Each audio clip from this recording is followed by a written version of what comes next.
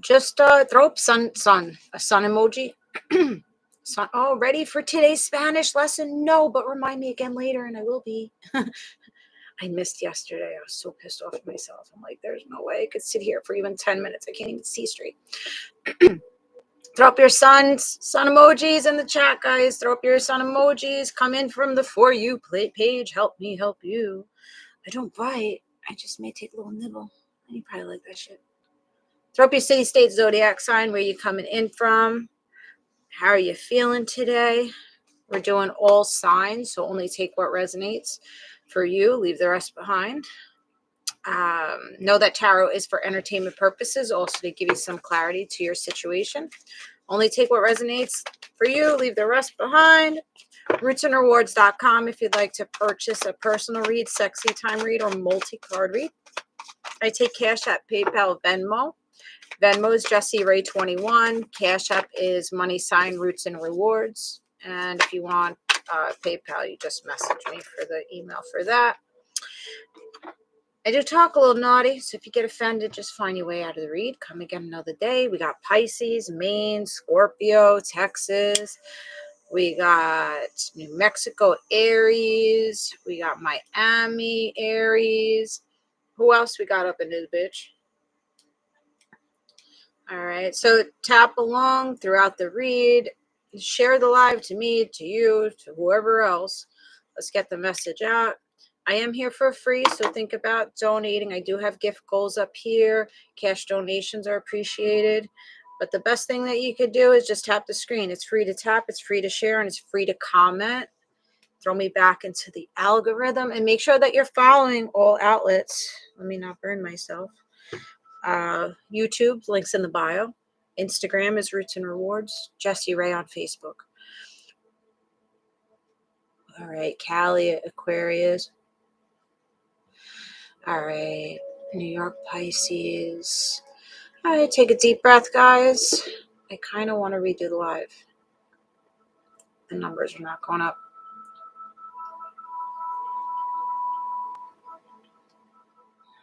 I'm going to redo it, guys. I'm going to come back. Make sure you're following. I'm coming right back in like 20 seconds. I'm going to make sure you follow. I'll be right back. You guys are next. All right. Let me go back.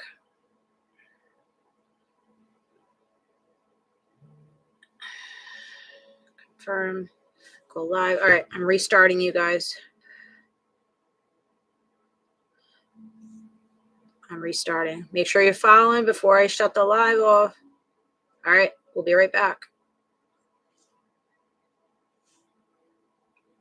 I ain't fucking around today. My time is worth people to watch it at least. If it's not money, the message gotta go out. Come on in, guys. Come on in. Help me help you. Tap in, tap in. Throw up your city, state, zodiac signs. Welcome in. We're going to be doing a collective read. YouTube, help me out. Tap that thumbs up. Tap the screen. Heart it. Let's rotate the account here. We're taking a deep breath. I'm going to wait a couple seconds for everybody to come back in. Come on in. Come on over. Come on over, baby. So I really feel like somebody is wanting you to come over. Have a little playtime, are we? We are back up and running, and here we go. Those numbers are flowing in. That's what we needed to do. Always go with your gut instincts. If something's telling you to go in one direction, go that fucking direction. Stop second guessing yourself. Just be like, okay, I'm being told to go there. Let me go there. Throw up your hand to the screen. Push your energy over to me. I'm only accepting good feel energy. So if you're here to talk, project your bullshit onto me, you could take yourself somewhere else. May it be rebooked back to you the way that it's being sent. All right. Cleanse that bitch out. All right. Let's say my little prayer. Tap in. Throw up your city, state, zodiac sign. Where you coming in from?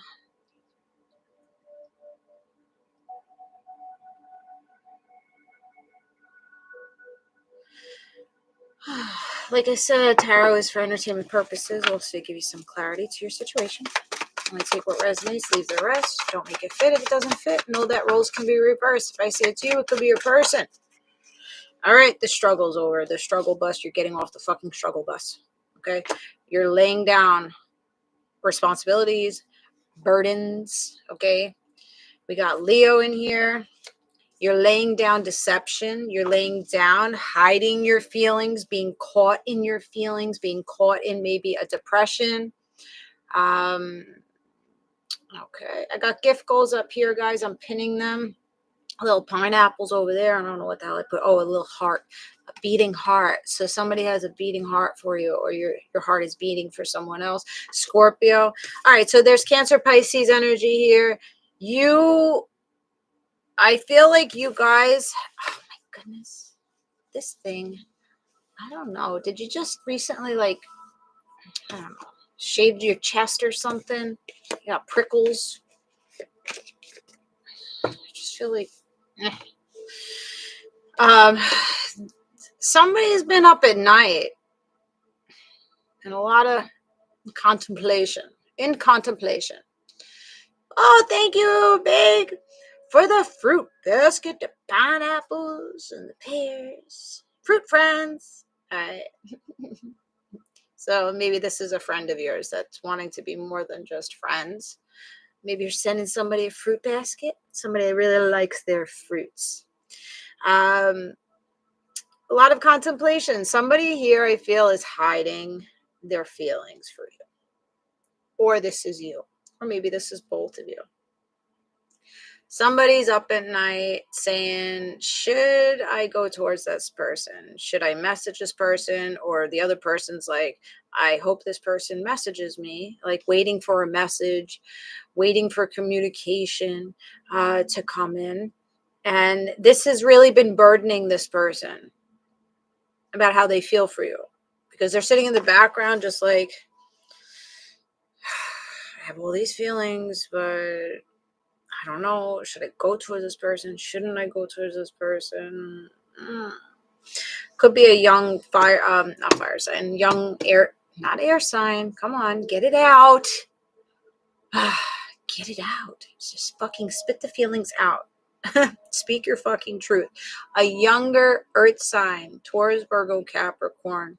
They are prideful. The peacock is here. They might have a nice cock, okay? Or a nice package. They're wanting to come give this offer. This person has cloaked away from you. They isolated away from you. Virgo energy. They went within, okay? Capricorn energy is here too. They went within. Now they're wanting to come out of the dark. They want to come out of hiding. They maybe want to come out of toxicity with you, or control, right? If they're showing up cocky and prideful, they wanted to control the narrative of what was happening in this relationship with you. Ace of Cups. So this person is looking to light you the fuck up, bringing in this sexual, passionate energy. Maybe it's not sexual, but it's very passionate, showing you that, yeah, I got my eye on you. I like what I see, letting it be known that they like what they see. Okay. So the channeled message that I got while I was live with you guys, when I was eating my little mangoes and food and shit, is that somebody's scared to tell you how they feel. You got a hold of me, so you have a hold of this person's heart. Like they pitter patter.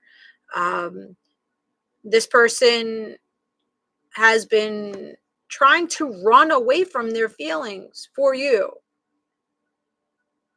But there's no place to hide because you're in here and you're in here.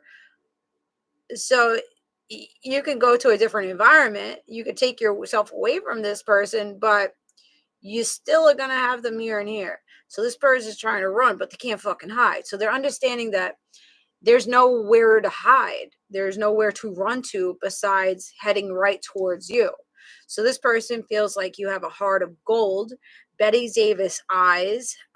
Somebody likes teasing you, or you tease this person. This person likes how you tease them. This person is also out to please you. Betty Davis Eyes is a song by Kim Kames. So this person is going to make you come multiple times all night long. And maybe on campus. I don't know. Maybe you're going to some kind of campus or campgrounds. Maybe you're camping. Ooh, interesting. This nice package. Doing it all night in the little tent in the campgrounds or a pop-up camper. I prefer a pop-up camper. You know, not to be too rough out there. Camping's fun. I haven't gone camping in a long time. I've been wanting to take my kids camping, but I ain't doing it alone. But that's fun. Campgrounds. Okay. So that's the channeled message that I got from multiple songs that came up while I was eating with you guys. And the heart. All right, let's see what's going on. Let's see what the vibe is. Tap in, help me, help you. So this is all signs. What we got up in this bitch? Hello, YouTube. Do that thumbs up. So somebody's very hopeful that this connection can work between the two of you. They are inspired. You inspire them. They are optimistic that this connection can be successful. What's up, Jamie? How you doing? Yeah, tap the screen, guys. I'm here for free. Help me, help you. I'm giving the energy that you're giving me. Let's try to get more people in here. I'm back to regular programming. I had salsa tonight, and I gave it up just for you guys. No, not really, but kind of. I didn't feel good, so I was like, I don't want to push my luck. My body fucking hurts. It's the last class too, but I went Monday. So, but somebody's coming to an epiphany.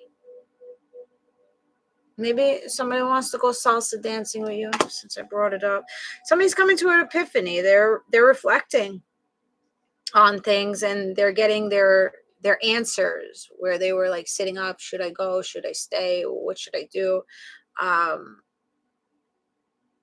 I feel like somebody feels like there is so much potential between the two of you. Nice. Very hopeful energy. Very optimistic. Usually we're dealing with motherfuckers that are really not, they really don't know if they're coming or going. I feel like this person knows where they want to come. If you know what I mean. They know where they want to come. All right. Longing for you. There you go. Wanting to take you out for nice dinners. This person's missing you. They're like, let's talk. Let's reunite. Let's have a reunion here. Maybe you're going to like a college reunion or high school reunion coming up. Take me on a date, please. Yeah, glow up. So this person is seeing you glow up since dealing with them. Or maybe you never dealt with this person. I kind of feel like you have dealt with this person. It feels like old energy. This doesn't feel, because they're having epiphanies. They're hopeful. They're inspired. They're longing for you. A new person is not really going to do that. So new opportunities, though.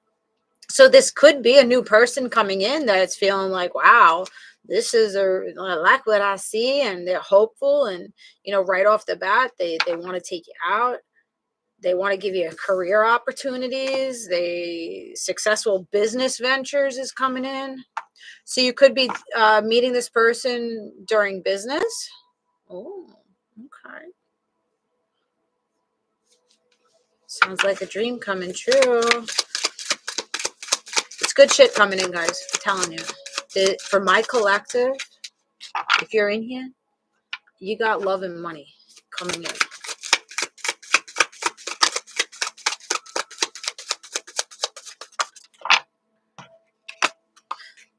You suffered the consequences of past actions. Okay. This person has learned from the consequences. They've learned from their patterns. They've learned from the bad choices that they made, the games that they were playing, the mixed signals that they were giving you. So You have been playing out some kind of karma. You've been dealing with your own consequences of your actions, and this person has been doing the same thing. And now it's like you cleared up karma, or somebody else cleared up karma. You could be 43, 34. This person, April 3rd, March 4th. They don't want to be stagnant. They're just over there like a little puppy dog, like, pet me. It's time for you to pet me and coddle me and lick me. They're tired of feeling stuck and frozen in time. And they're tired of looking at this connection as a dead end. That's the epiphany. Like, I don't want it to be a dead end. This person doesn't want it to be a dead end. They don't want to keep it stuck. Realizing they don't want to keep it stuck. This person wants forward movement. Tap in, guys. Tap in. Come on. Why are you motherfuckers being greedy? Greedy with the taps. A little heart emoji or sun emojis. I like sun emojis. Help me help you. I took elderberry and a leaf to be here tonight. My head was on its way to go. Narcissist. Egotistical. What did I tell you? This person had a fragile ego. Egotistical. Understanding that you created an ending. Thank you. You created an ending. You created a dead end with them. You froze this person in time. You're like, psh, you're frozen. I am an ice cube. I'm the ice princess to you. Because of their narcissistic traits. Because of their egotistical being. Thank you, Big. Thank you for the fruit, friends.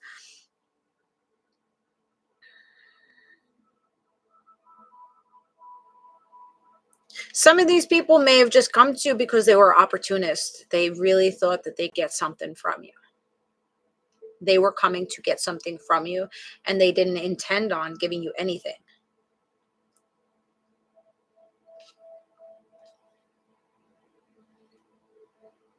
Well, Humpty Dumpty cracked. Cracked under the pressure. What's up, Jose? How you doing? Thank you for the hi, bear.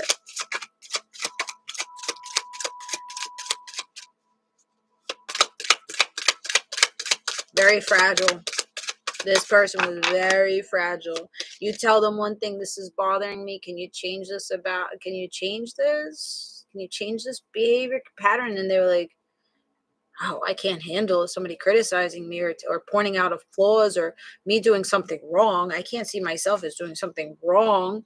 So it's easier to walk away, run away, and not really explore like the issue. It's easier to deflect, right? So this person was deflecting on you. Probably you're just like, listen, you ain't showing up. You're not showing up the right way. They didn't like you pointing out something about them. Couldn't handle it. You know what I was feeling with this? This is the type of person, everybody around them, tippy toes. Like tippy toes around this person's fucking ego because they're so fragile. They get temperamental, they get bitchy, and they lash out. And nobody wants to challenge this person because they can't handle the backlash of this person. You, on the other hand, you challenge this person and you're just like, yeah, bitch, come at me. Fucking come at me.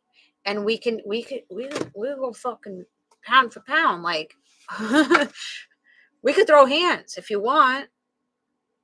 You stood up to this person and you told this person about themselves. That most people don't say nothing because they're afraid of losing this person. You weren't afraid of losing this person.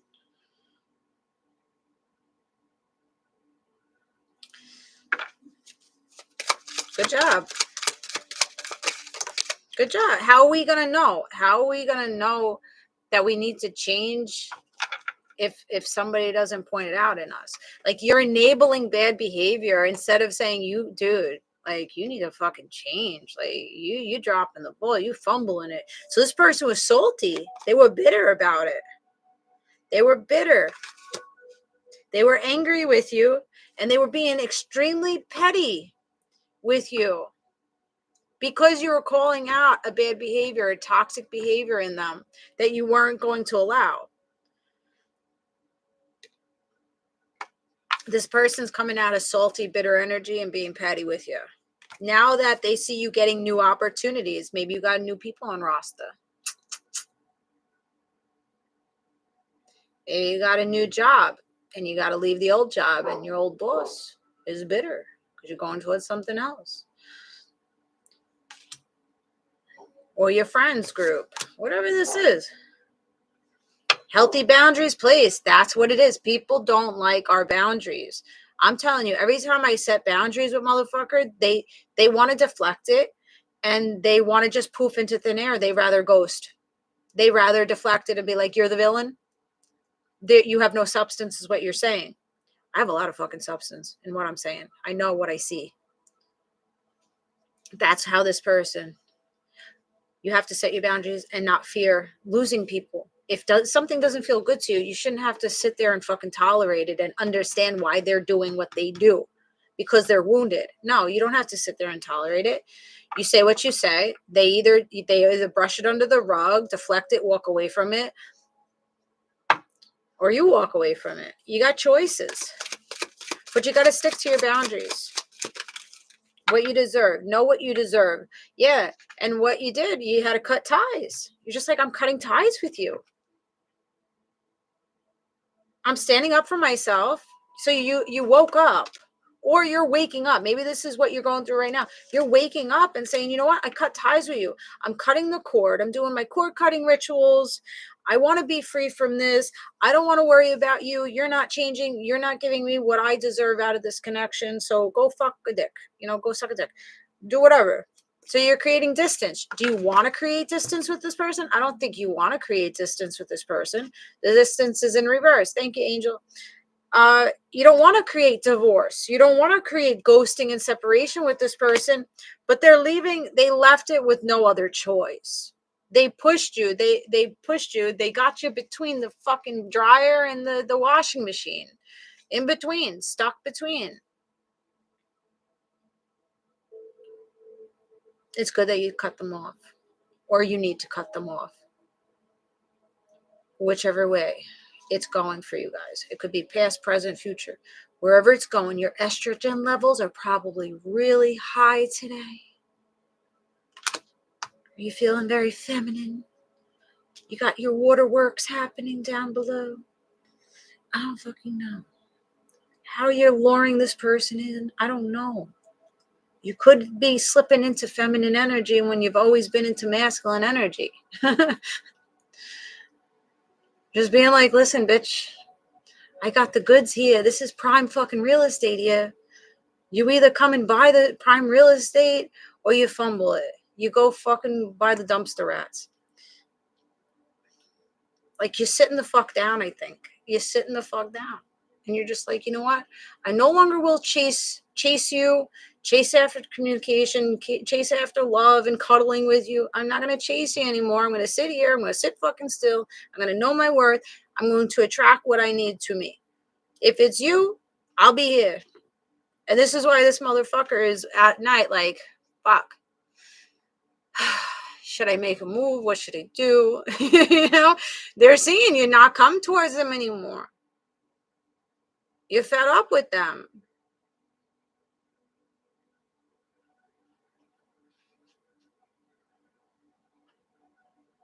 You're done with them.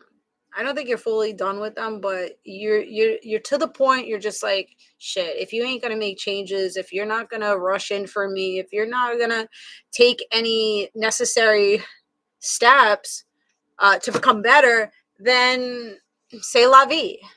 See you later. Bon voyage. Like, ciao.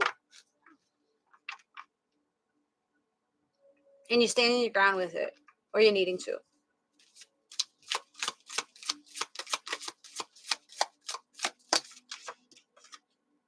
Psychopath. abusive, conniving, and unpredictable. That's what this person was doing. You didn't know if you were coming or going with this person. They would come in sometimes, leave. They had control issues. You felt like they were conniving on you. Very unpredictable with their actions. So this person really had you rocking with them. So I don't blame you. I don't blame you for leaving or setting boundaries here or wanting to leave it. Motherfucker's not listening. Before we got on screens, before we got on YouTube, I said something and I was channeling a message, and there's like maybe 15 people in the lives over here.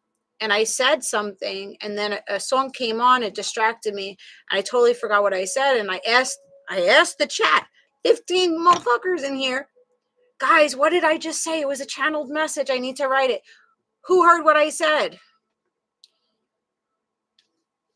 Nobody heard nothing. Nobody heard nothing. So that's how it is with this person. You've told them, can you not do this? Or I want you to do more of this? Or I'm trying to love you a certain way and you're just not accepting it. Or you're saying something to this person on multiple occasions and they just don't fucking get it. They're not listening. They don't have their listening ears on, because if they had their listening ears on, they would have changed the behavior and not have been like, oh my God, this person's creating distance with me. Why? You said it to them 10 times. Can you be more, more for me? Or can you, keep me in the loop? Can you communicate better? Or whatever it was. They didn't hear you. And then they were like baffled when you're just like, peace the fuck out. I'm done. I'm over it. So then they're like, oh, what happened? What happened is you're not listening. Women don't check out like that. We don't just fucking check out like that. We tell you this and this and this and this. We give you time to change this and this and this and this. And then you don't change your fucking time. You don't change your thing. And then we're peace. We're already emotionally checking out at that point. After 5 times of us saying it to you and you don't acknowledge it and you don't change a pattern, we're checking out before that relationship even ends. So learn to listen the fuck up and make changes.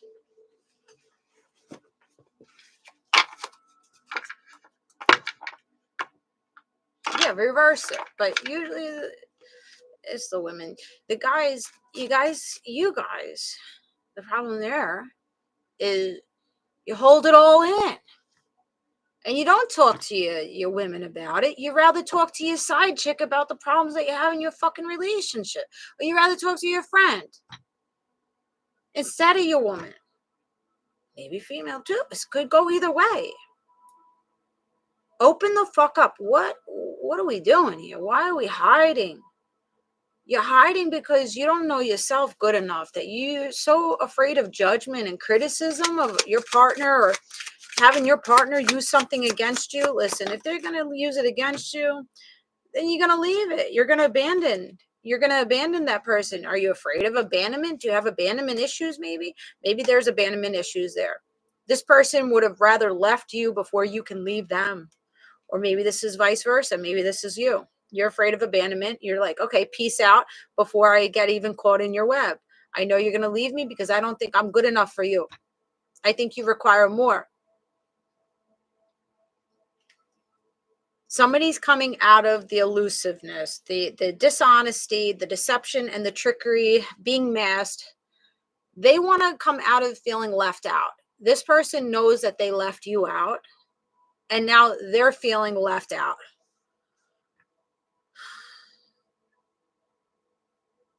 I'm getting hyped up over this shit. Because it's just, if we just listen to one another, if we just listen,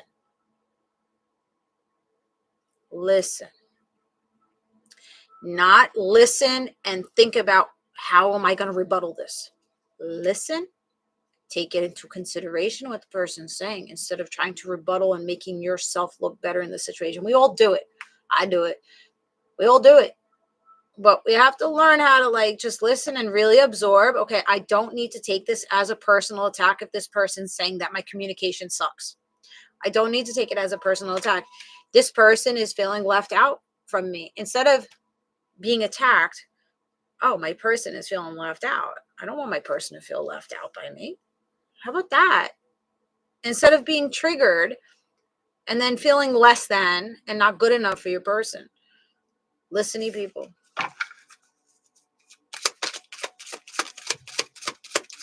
Realizations. Someone's having a realization of where they went wrong and what they're needing to do. Epiphanies, understandings, and awakenings. So somebody's been going through their awakening. Not just listen, but hear. Exactly. Hear what they're saying. All right, let's see. Shit.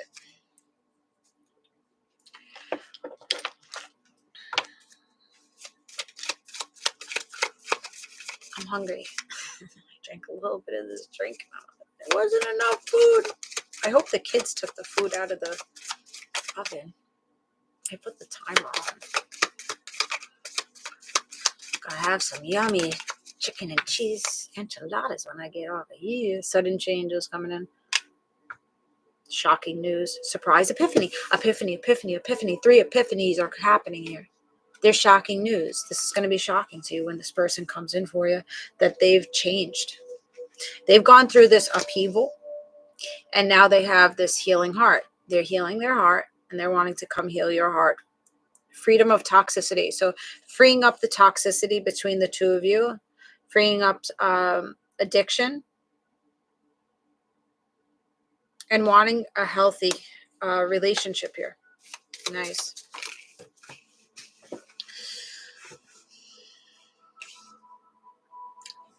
There was separation here.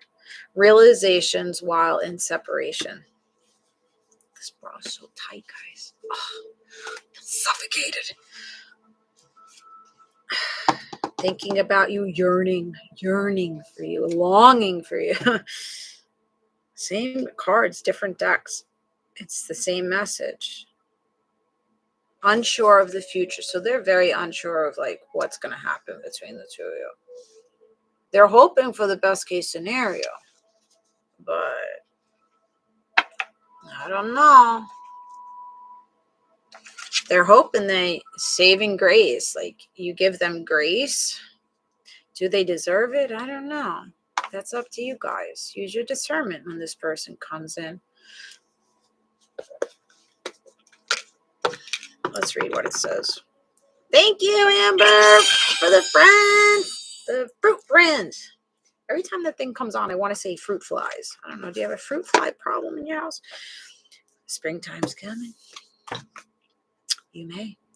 Get some red vinegar and dish soap and put it in a little dish, and the fruit flies will go to it and drown themselves. They'll kill themselves.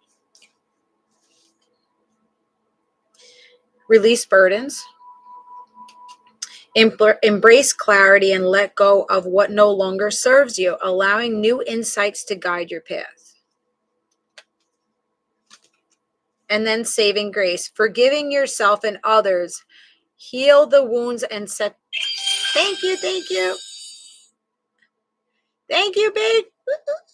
This is so cute. Oh, fruit fly. Crowd's gonna be cheering you on. Forgiving yourself and others heals the wound and sets you free. So you're needing to give forgiveness to this person. You don't have to give it directly to them, but I think you need to set yourself free, to heal. I have let go. I am much happier, but he is blocked and is still calling every day. Gotcha. Well, he needs to stop, right? Cutting edge.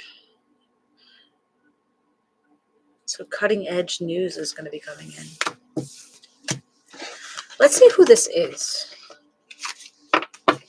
Let's see who this is. I'm curious, George. I might like monkeys. This person's been acting like a motherfucking monkey. Kind of animal spirit.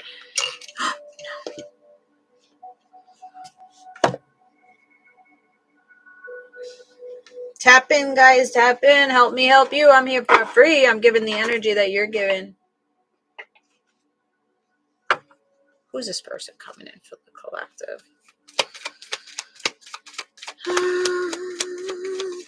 These burdens, whatever you've been going through that really has been weighing heavy on you, it's reversed. This is the second time that the Ten of Wands is coming up in reverse. Ten of Wands is like heaviness, burden. Don't tell him to chill. He's my moderator and he's trying to help me out. You tapping and commenting helps me out. He doesn't need to chill. You need to chill. Don't fuck with my peeps. Coming out of indecision. So maybe some of you guys need to chill the fuck out. Maybe you're putting your nose where it don't belong. Or somebody is. Maybe on the outskirts.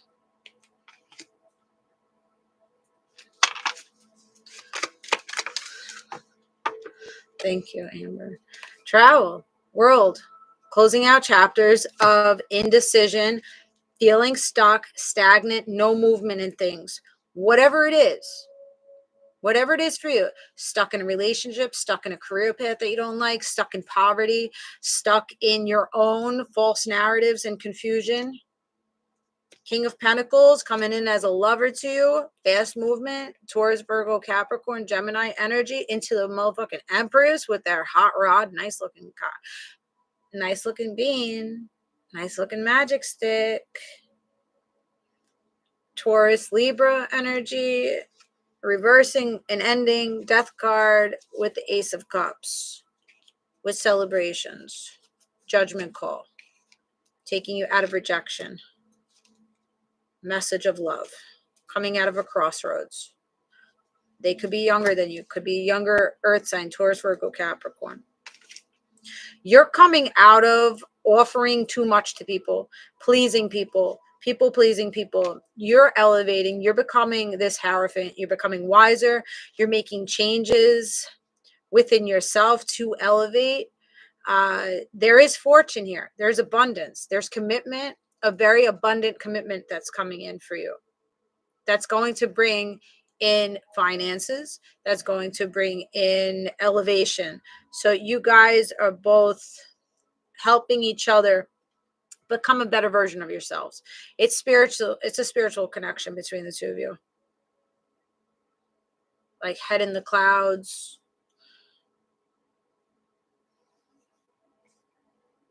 Me, myself, and I. Right now you are. Me, myself, and Irene. I don't know. Thank you, Becca, for tapping. Thank you, thank you.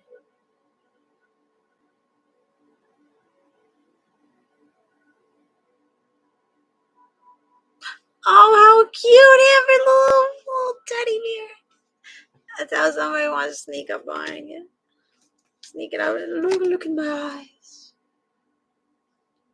I love the eye contact. They're whispering in your ear here. You're both naked.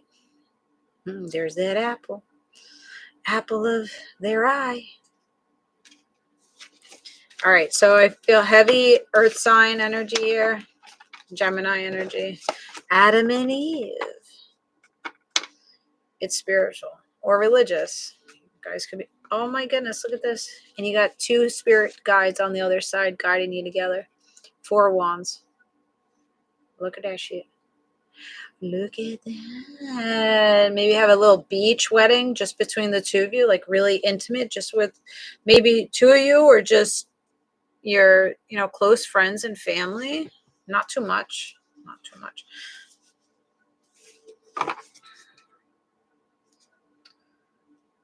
Really like low key and yeah.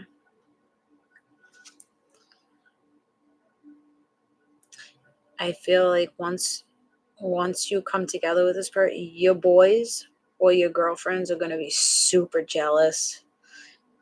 I just see like cocks in the background, like, oh my God, what did that person do to get that type of person? You know what I'm saying? Like, they're going to be a little jelly over it. Like that song, Jesse's Girl. Like, your boys are going to be like, oh shit, I want that person. Or your boys may be trying to get this person. Or your girlfriends. Whatever it is. Someone's coming after this person that's on your team. Like,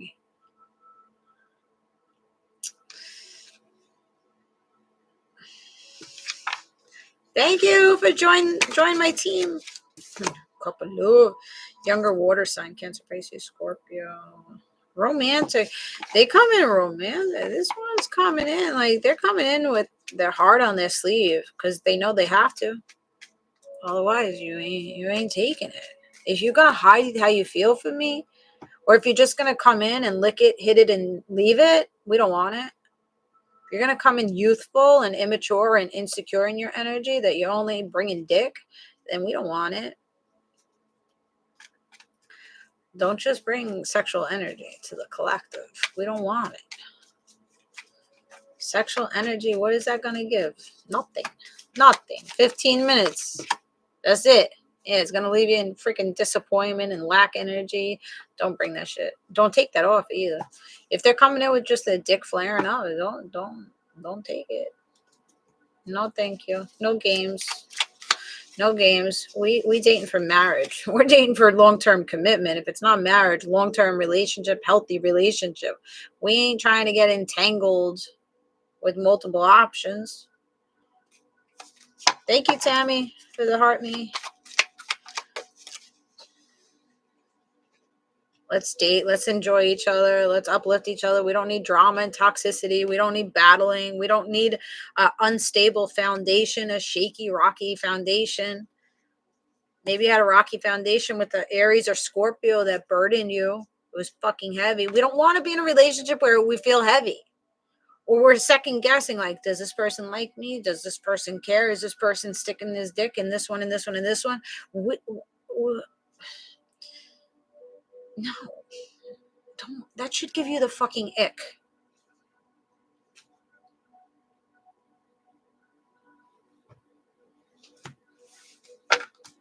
Life is too short to be burdened, especially by other people's fuck shit. Come on now. Don't take on other people's fuck shit. Animal spirit, this person likes how vulnerable you are. Oh, how cute. Ammo, thank you for the little crown. Thank you. This person likes how sensitive and vulnerable you are. They may feel like you're a little gullible. I'm glad it's resonating, Lauren. They may feel like you're a little gullible. You know, you might get yourself into some sticky situations. You just jump in front of the car and, you know, almost get hit and shit. You know, you take some risks. I think you take some risks. You think the best case scenario, but maybe sometimes it's really not the best. 24 on the clock. Crow is messages. They like your eyes. Your very, very soft, innocent eyes. Happened to my sister. She got hit by a car. Or she hit a deer. Well, that's great. That sucks. Amber, thanks for the rose. Saw it. See? Oh, this person's holding so much feelings in their hump. That hump. Those lady lumps. Those lady humps. I don't know. Hot spring. Maybe you're going to a hot spring. Yes, let's go. Amber, corgi shaking the tush. They love your lady lumps. I don't know these and these. I don't know. They love your ass. They love your titties. Maybe they love everything. They're holding.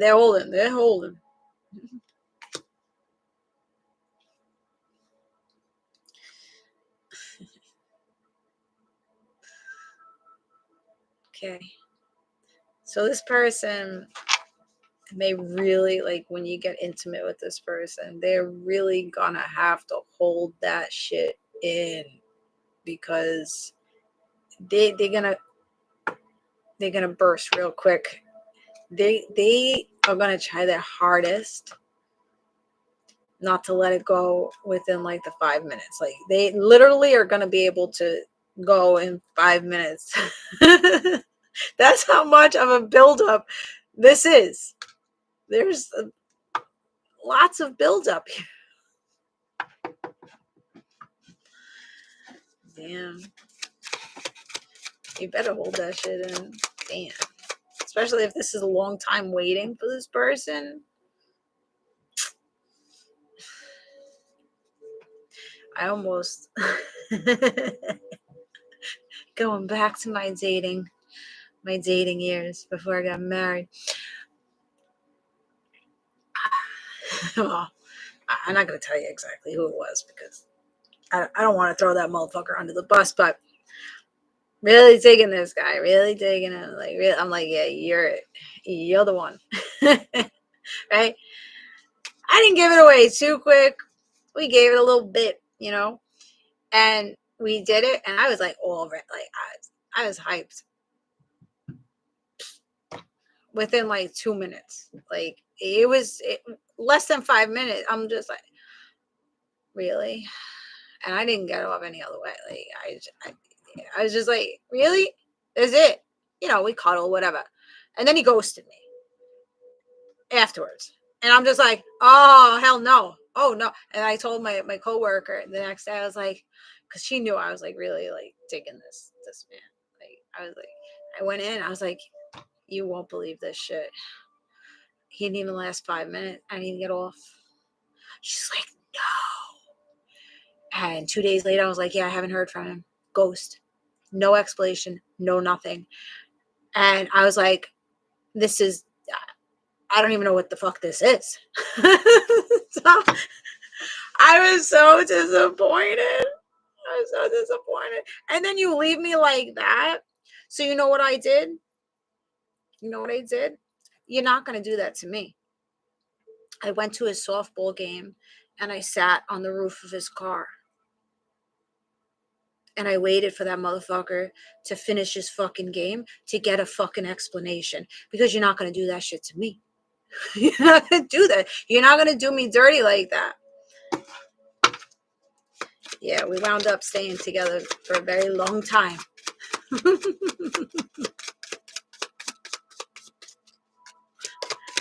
Not acceptable. And then it turned into being like really like amazing. So don't, if this person goes quick, give him some grace. All right. I let it slide.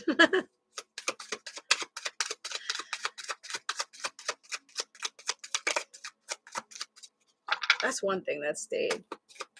The sex was always good. But he needed to redeem himself. That shit. Yeah, this person, they're fantasizing about you. About getting on the lamb.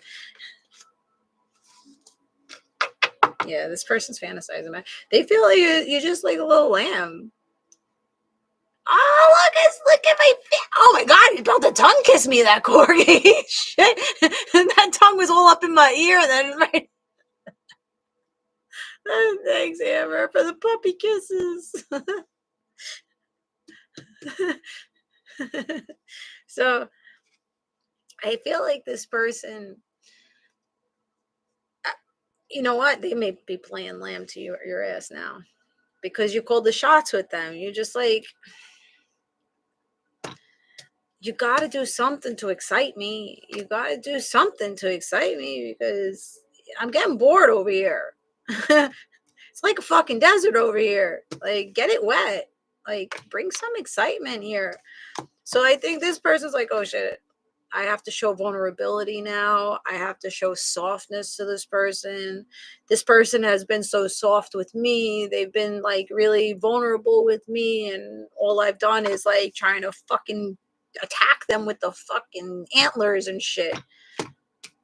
Now this person sees you as a cosmic egg and they can't let you go after they were a cold, closed up fucking oyster. Now they want to hold on to you because they feel like that you're so colorful, that you bring a lot of color into their life. They're really excited. I don't know, you get this person, their brain just is all sparking all over. A little interaction with you goes like, they take this interaction for days and they're just like, da, da, da, da, da, da. They're like a happy puppy dog. Like they run with that energy. And I think this person's realizing that it's your energy that is making them feel this way. Because when you pull back, when you set that boundary, they lose all that. That's the epiphany. They're in your environment. They're close to you. You're throwing over love energy to them.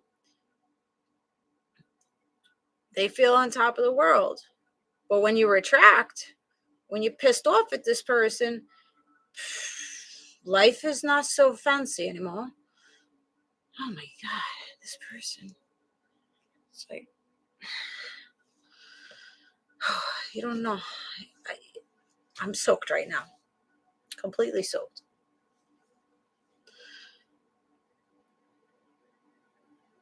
Could they be an energy vampire? Yes, they could be. I see, well, narcissist came up.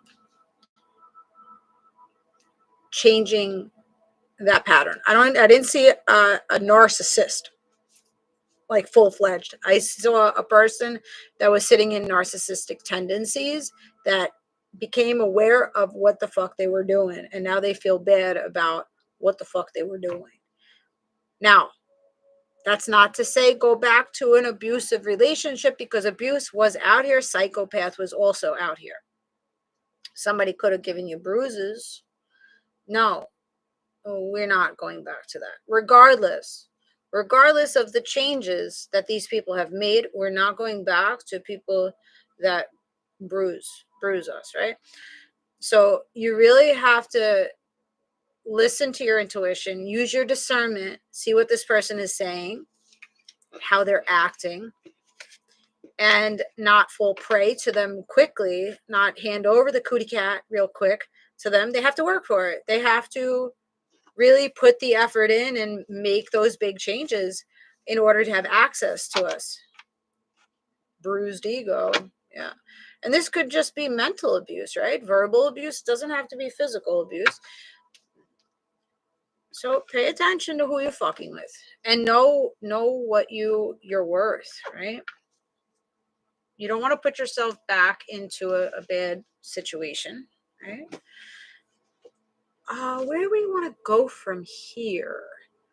Want to pick out some initials? Yeah, if you feel like he's a narcissist and he's psychologically abusing you, do not go back. This could be a new person that's coming in that's feeling like you are just a lamb and you're just so sensitive, and that person may have an epiphany, but it may be too late. Maybe you won't want to grow with that person because they left your baskets empty. Let's do some initials. We haven't done that in a while. Let me get my sack out. My bag of tricks. Let's get some initials, some names, whatever else comes out.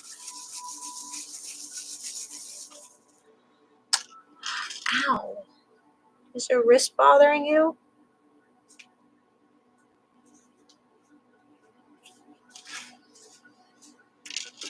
All right, let's see.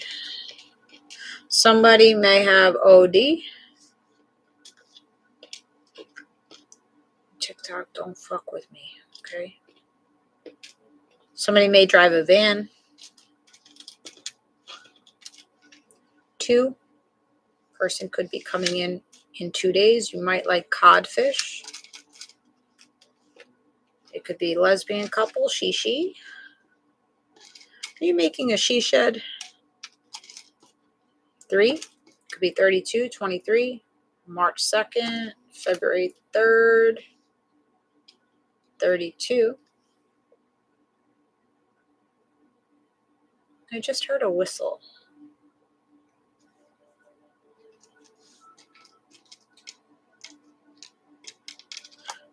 And then I heard ref. Joe. Joe. Jose. What are you doing, Jose? Money sign. Color red. Be working on your root chakra, your stability. Jose. Picking up on you. New Hampshire.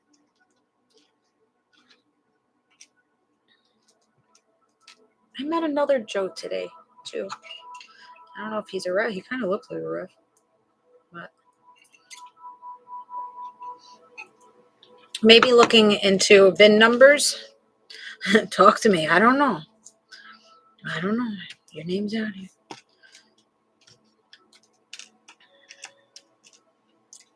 Also heard NFL. Or NHL. Something with sports. It's definitely sports here.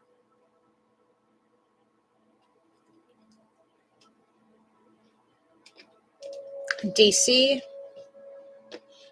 Van Wick.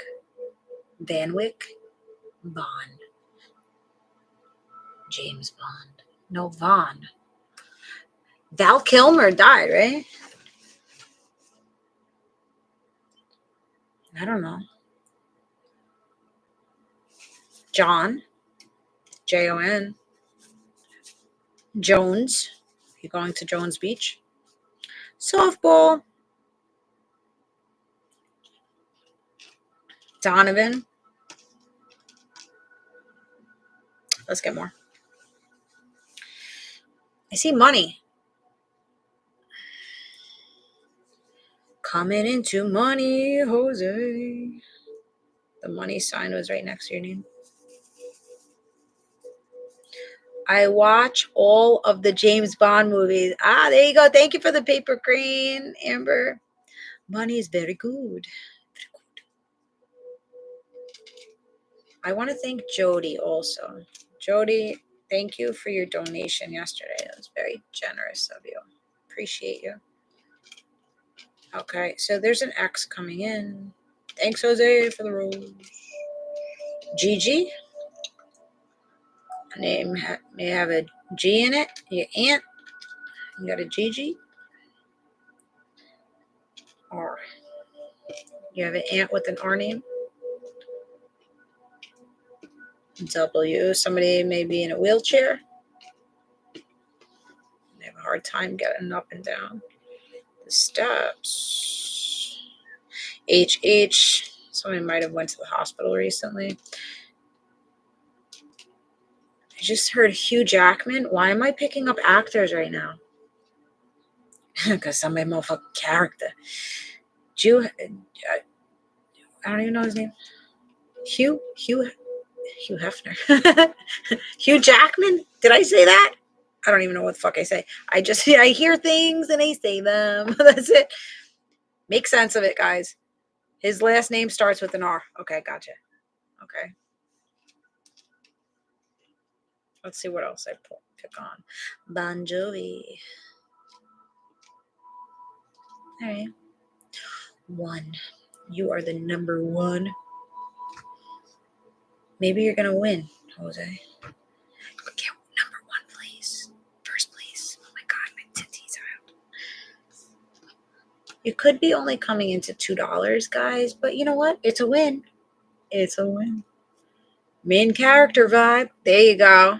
There you go. Hell yeah. Amber's blowing me up with the team bracelet. So your team is going to do really good. Play the lotto. $2. Put $2 down on the mega. $2 down on the power. $2 down on the pick 6. Pick 5. One of those off the market things where nobody's playing. Go play something like that. Your odds are better. You know what I do in tricky tray shit? This is my trick. If you want to walk away with multiple shit, you buy your tricky tray raffles, right? And then you go around the room with each basket. Yeah, I look in the baskets. I wait until everybody does everything, and then I go around. I'm like, all right, not that many people put any in there. I put it there. I put it there. I don't give a fuck if I want it or not. I'm a type of person. I ain't going to walk away empty-handed. I did this shit at 2 tricky trays. I walked away with a fucking green pocketbook, marshmallow kit. I walked away with 7 things that first freaking tricky tray. And there was hundreds of people at this Catholic church. Hundreds. I was like, yeah, I played my cards right. Love averages. Yeah, that's how you do it. It's not guaranteed, but you put 2 in there. If there's only 4 people in there and you put 2, the odds of you winning is much better. My phone froze. Did you say last name start with an R? Yes. Oh, shit. Look. Jose Rosa. Look at that. Yes. Our name. Jones. Okay. So just a little tidbit for you. Kenny Reeves. I used to love him. Oh, my goodness. I had such a crush on him. Speed 1 and 2. What a looker he was. You could be coming into a diagnosis, DX. NJ, you could be from New Jersey. Look at this, NJ. Okay, see it. Name could be Gusto. John Wick. I didn't really get into John Wick. Matrix, no. But Speed 1 and 2. And then there was another one where he was like a surfer dude and they were like on a killing spree or some shit. I don't know. DR, you could be Dominican. Could be from Dominican Republic. Could be a doctor. Could live on a road. Point Break. Yes, I loved it. I was a real groupie of Kenny Reeves. Big one. Somebody wants to make you guys a wee. We gonna be a wee. 20. You could have a 20-year-old daughter, son. Dora the Explorer. All right, exploring. The first 2 letter of my name. Okay. Are you from Ecuador? You're Ecuadorian. It's go time. It's time to go after that money, after that moolah. Could be a DJ. DJ, play that song. DJ, play that monkey. No, that was 2 different songs in one. I don't fucking know.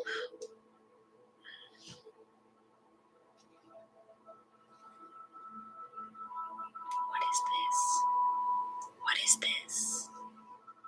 Is that how you get your money? These 2 letters? I cannot say it. But you know what it is. That's an F. And that is an O. You being naughty? Not me. Sweet. What are you doing? Jose, have you thought about it? Only. Is that how you getting that money? Going after that money on the friends and fans? I'm telling you, I need to put my feet up on there because shit.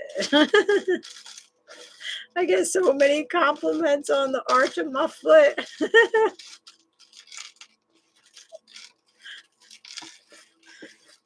I get it now. Okay, got it. Okay. If I ever become very desperate, hey, I got the feet for it. I look really nice in heels. I got nice feet. I used to hate my feet, but now I like it, my feet. You're crying.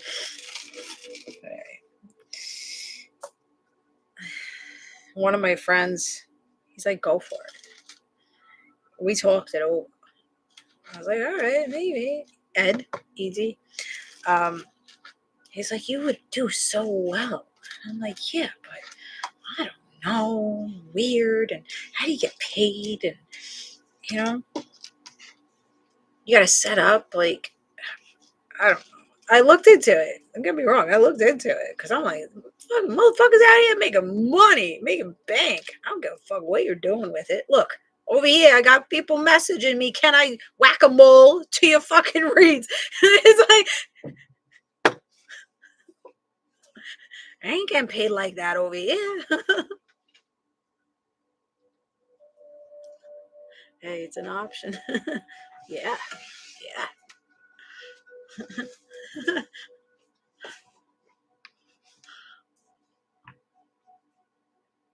Somebody's doing it because it came up. Somebody making money doing that.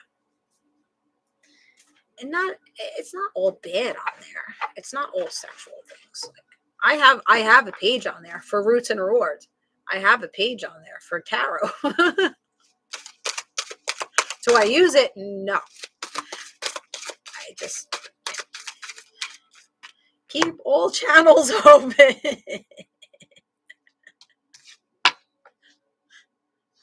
You guys, I'm telling you, you guys have gone off on my lives asking for those yin energy. What did I say at the beginning of the read? You're slipping into yin energy. You're slipping into your femininity. The number 2, loyal heart comes in after you slip into that femininity. There you go. 2 hearts collide. I would definitely not keep channels open with my feet.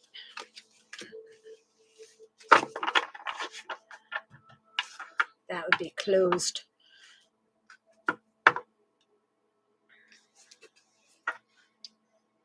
I wouldn't do any crazy shit though. Not too crazy. Pretty heels.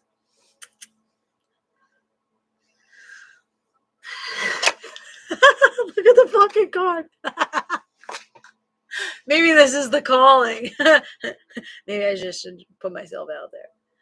Look what the... Literally just sitting over there in between my decks, just like, hey, look at me.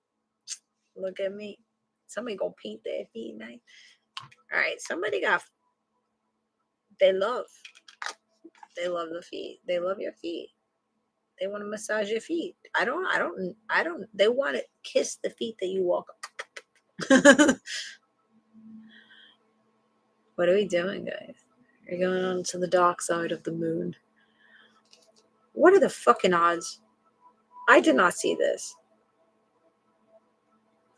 So somebody just wants one more time with you. Oh my God. How these messages come out. You can't make it up. Will you make it up? No, I'm really not. I'm seeing it, and I'm seeing it further. Somebody wants to kiss you. Or kiss the ground you walk. Coming out of the moon. They're coming out of their feelings. Coming out.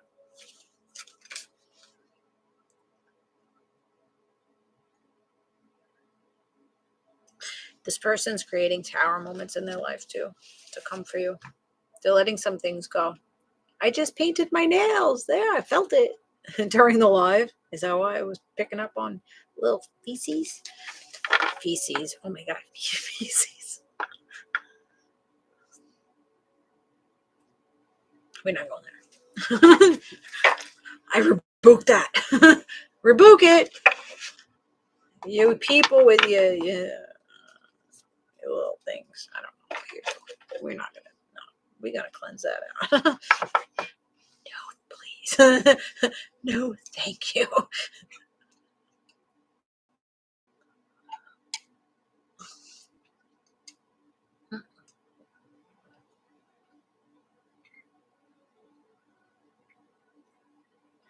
And I'm absolutely good with doing anything with my feet. I say the same shit because my feet are like hands. My toes are so freaking long. I could pick up shit or along that. Yeah, we know how to move. Been there, done that. Just for laughs, though. Not serious, just you know what, the shit that you do with your partners, and you just look back and like, what the fuck?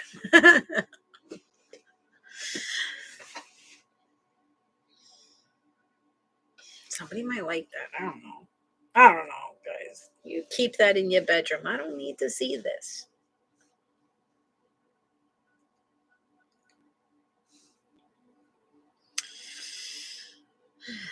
I don't even know where to go after all that. Probably sinful desires.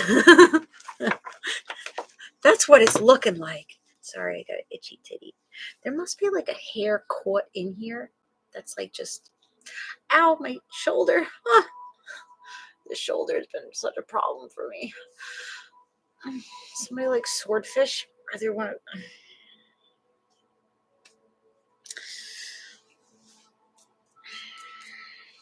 Sword fighting?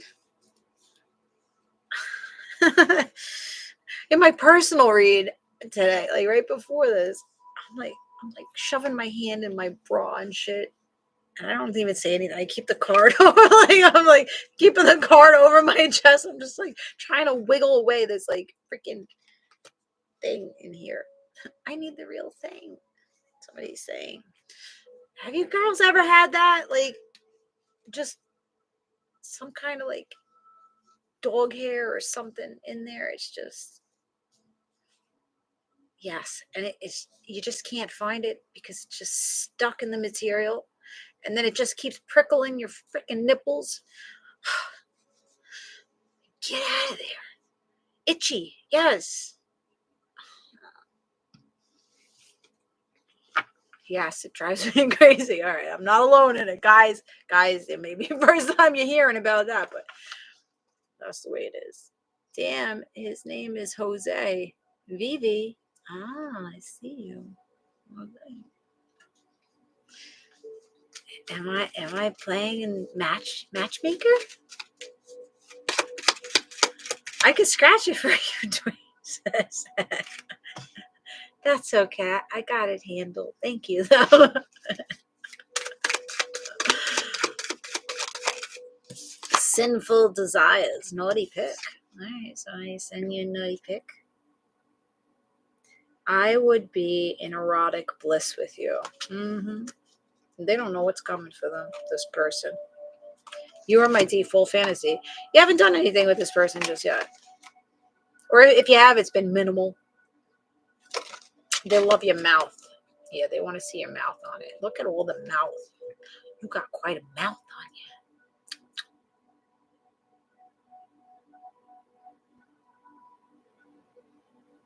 They can't wait to get on your lips. That's what this person's fantasizing about. Getting on your lips. Okay. We see you. They may want to blow on it a little bit. Your magic stick. Your match stick. Awkward silence. Thank you for the follow, Sila. All right. You could be my dirty little secret. No, we don't want to be dirty little secrets.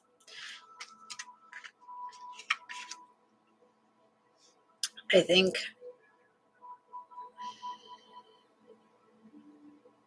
you may keep this undercover a little bit at first. Then you guys are fucking with each other. It's undercover. So it's your guys' dirty little secret. Or what you do in the bedroom, like, is your dirty little secret with all these fetish. TikTok is sensitive. But yeah, you may keep it really like hush hush on what you do in the bedroom with one another, because you may like that really like weird shit.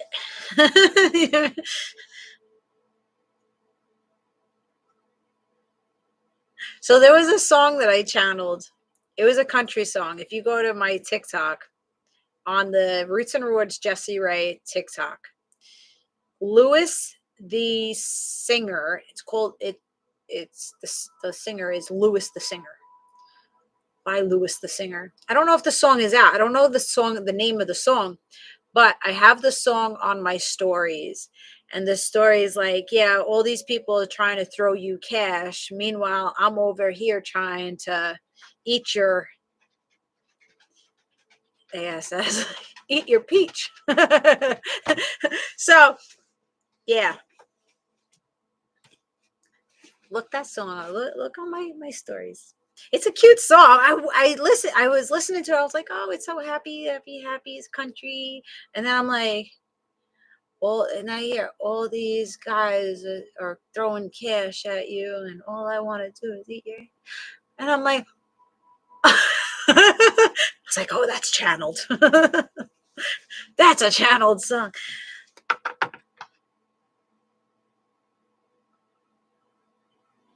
This person is the type. What? Feed me? Feed me, Simon. Yeah, they want to be fed. Literally under covers. I don't know if you're going to be doing all this under covers. It gets a little steamy. Maybe you might not be able to breathe. This person, that type. I don't know what you're saying. Person that you're from with.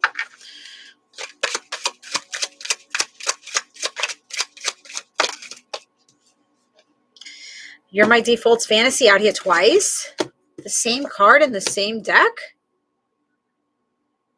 Wow.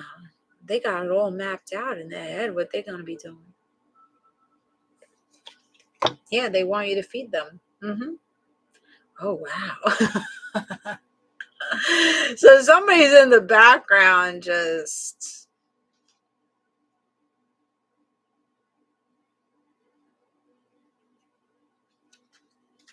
saying, I want you to take all of me. And I want you to taste me. Okay. We see you. We see you with the mouth and shit. Yeah. I want you to taste me. Get ready, kids. Get ready.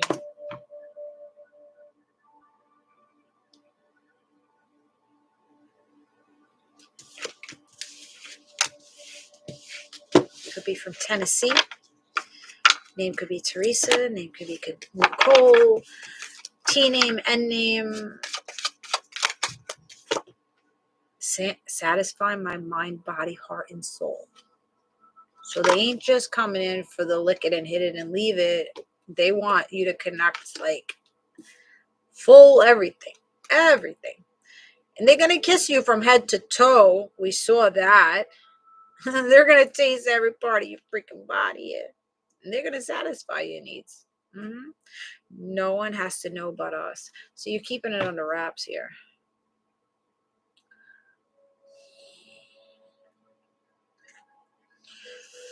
People love fucking stalking me. What the fuck? I block you.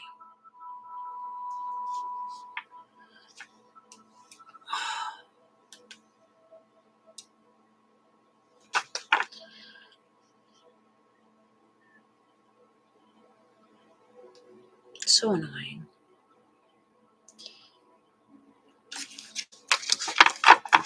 Super naughty. Yeah. I think somebody that you blocked. Come back in. Some of them, you are not going to be very happy about it. Others of you, you may like it.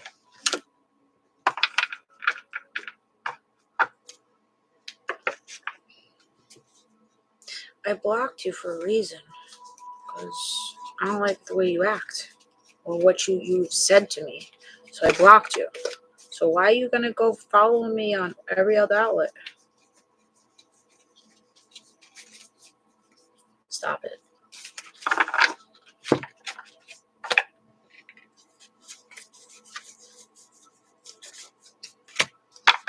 It gets challenging being in the public eye.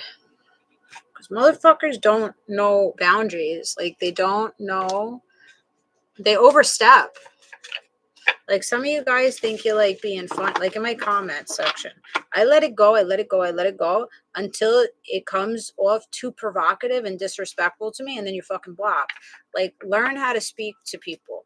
Yes, I may talk sexy. I do sinful desires, sexy reads and everything.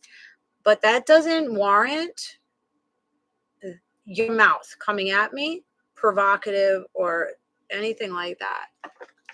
Like it's disgusting to me for you to be like, oh, I want to taste you in one of my collective reads on TikTok and you're talking directly to me. No, I don't know you. I don't know you like that for you to be talking to me like that. So you're going to get blocked if you're going to communicate that way with me.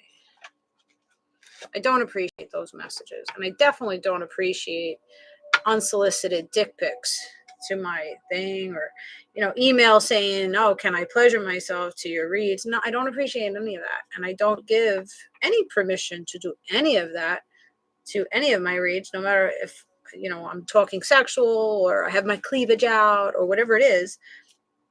That doesn't give you the right. Yeah. So motherfuckers up in here are crazy. Some crazies. When you have to start doing police reports on motherfuckers because they're just not leaving you alone. Yeah. So be careful what you say and how you say it.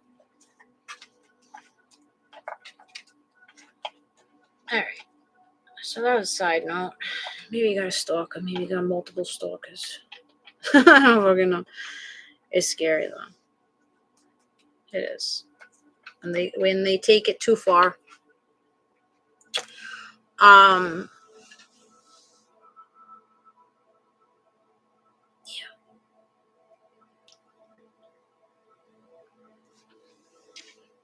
You had a what last week?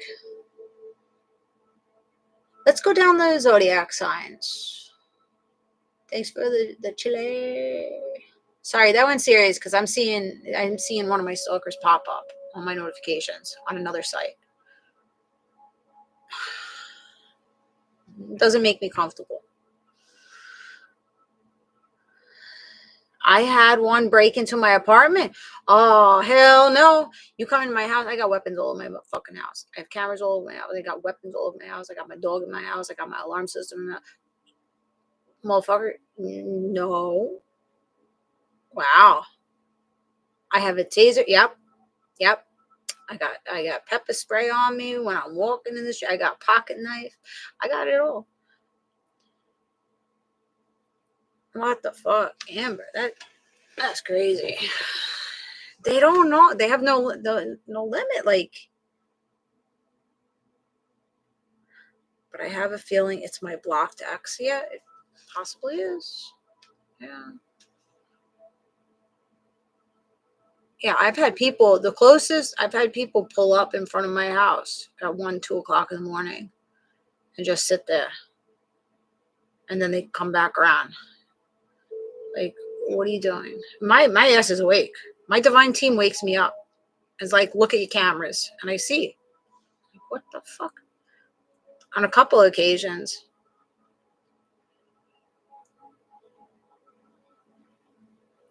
A heart carved into my Windows ledge. Psycho. That's crazy. Go. Book that motherfucker.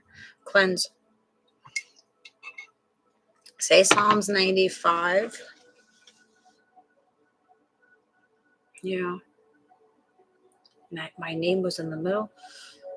Yeah, that sounds like an X type of thing.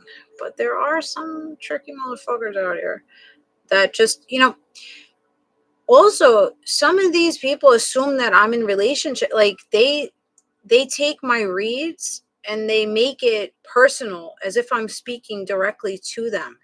That's where it gets really freaking scary. Like, even if I'm fucking with you, don't assume that the reads are about you. Like, don't do that.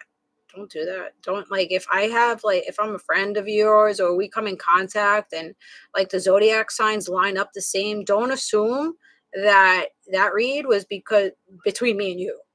because it wasn't. Like, I have people literally online thinking that they're having a relationship with me and that I'm posting for them. I'm just like, who the fuck are you? Like, I've had people like, oh, we have so much of a soul connection. And, the way that you greeted me when I came into your live, it just felt so drawn to. I'm just like, I welcomed you as if you were to come into my business or into my home. I'm going to welcome you. In the middle of a sexy time read, you come in and I say something. Oh, but you were really like hyped up when I came into the live. Because it was in the energy. I'm taking lighthearted energy. It doesn't have anything to do with how I feel for you. I've cleansed and did a cord cutting. Good. It gets wild out here. Paragraphs and paragraphs from people, and I have to set them straight. Some of them I don't set straight. I'm just like, this is too fucking wild for me. I'm just gonna block you. Too wild.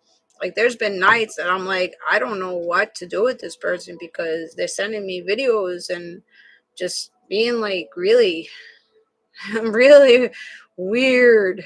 Very weird. Yeah. It's hard being in the public eye. It's scary, especially being a woman, when you see all the crazy comments and the entitlement. Like, the one guy, he was writing to me, DM, and I'm like, I'm not paying attention to you. I'm not opening my DMs. So I wound up opening it eventually, and I didn't comment because all it was saying is like, oh, hi, gorgeous, or you look beautiful, or some shit. I'm just like, okay, I don't need to say thank you. I'm not obligated to do that. And he wrote to me and he's like, well, I'm unfollowing you. And he just went off on me. And I'm just like, who the fuck are you? Like, who are you? I don't even know who you are. And you're bothered by me not acknowledging you. I have thousands of notifications per day, thousands of notifications. Who knows how many DMs there are, including DMs on multiple outlets.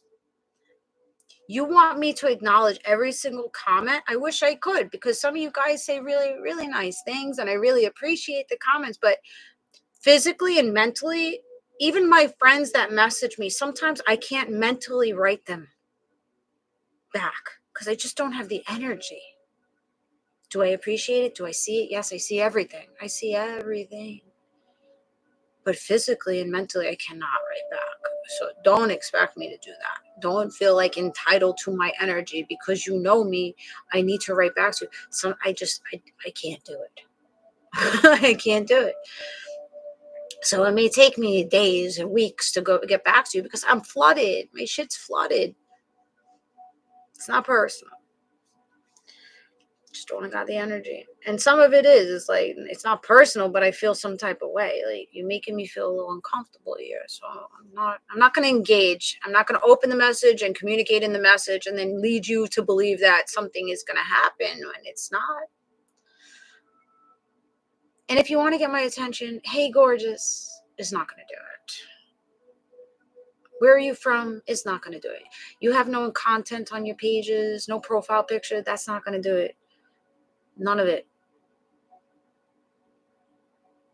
Yeah, they don't understand that I'm a busy person. They take it as a rejection, and then they become triggered because I don't open it, and that's a rejection to them. When you guys have to understand that you see me, you talk to me, but I'm talking to me. I'm talking to myself in a camera. Yeah, there's comments, but I don't know. I really don't know you people. You know me a lot more than I know you. You watch the reads. I give, my personal life shit. You know a lot about me, so you feel very connected to me. But on this end, I don't have that attachment because I don't see you. I might come over, come across your, one content, one post per, who knows, I don't really scroll that much to watch people. So it's challenging.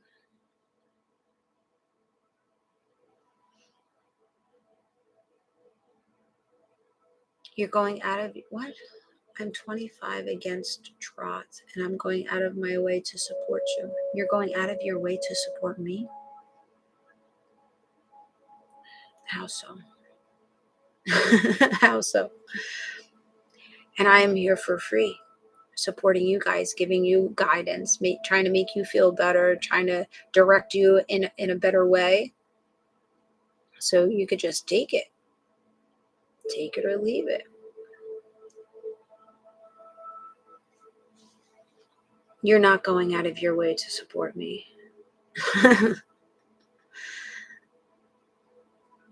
Going out of your way to support me is kind of what Jody did yesterday.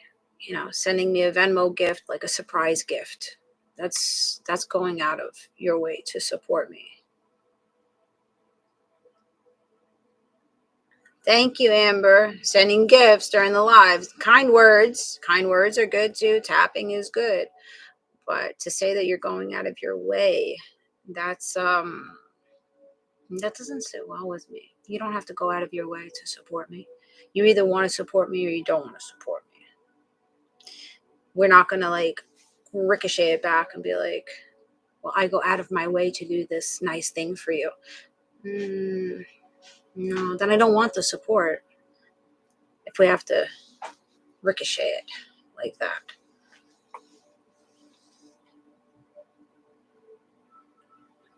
Oh, the stalkers are out and prowling today. Oh.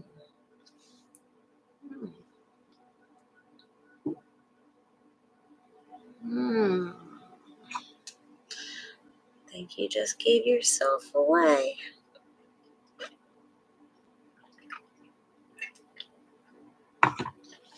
Interesting.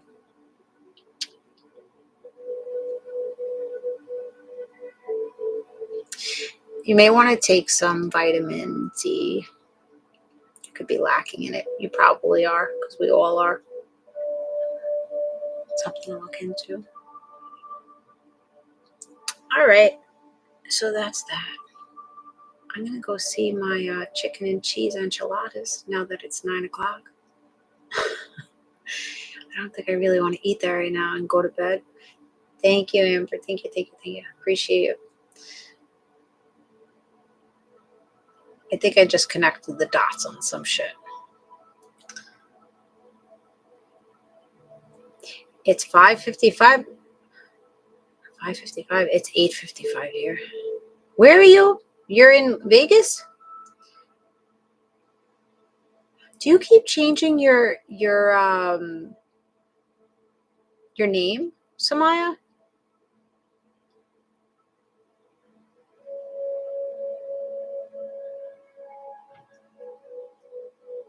No. There's another person with your name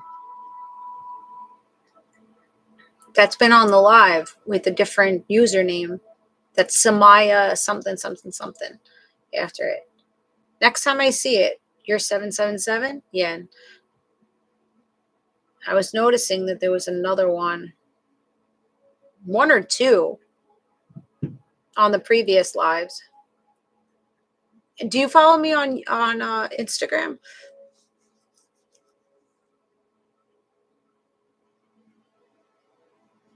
Yeah, Samaya is not like a really popular name.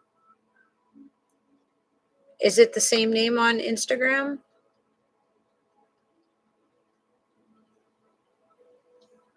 You put up content, or your page is blank? It is a unique name.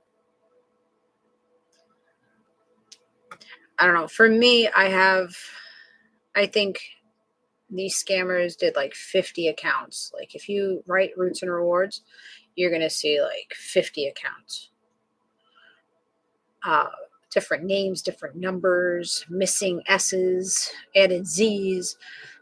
So I wouldn't be surprised if somebody made fake accounts with your name. Look it up. Go to TikTok, look it up. There's nothing that we can do about it. I have reported all of them. I've blocked all of them so they can't steal the content. And TikTok is good now. If they see the watermark, they will disqualify them. So that's how they cut down on people stealing the content and making money off of it. Like, even if I take a read from this and put it on that page, they say, nope, you're disqualified from making money because it's not an original video. So that's really good. Cutting down on the scammers.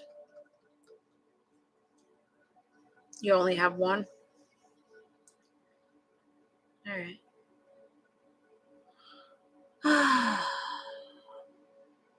Got to have a plan going in.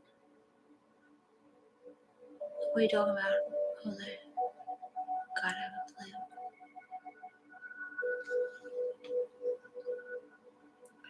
So what's new, guys? Anything new? 4-4. 44. So that twice. Spade, what is up? What's going on? I haven't talked to you in a hot minute. Is it on TikTok or Instagram? TikTok. But I'm going to keep an eye out on Instagram for it under the stories to see. Because I thought I saw your name over on Instagram, but... Thanks, Amber. I'm glad to be back at 7, I must say.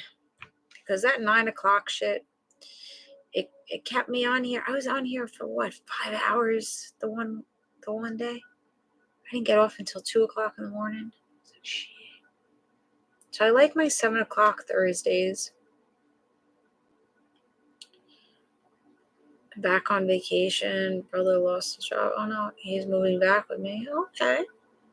So it's just going to be you and him? What have you been doing? Staycation?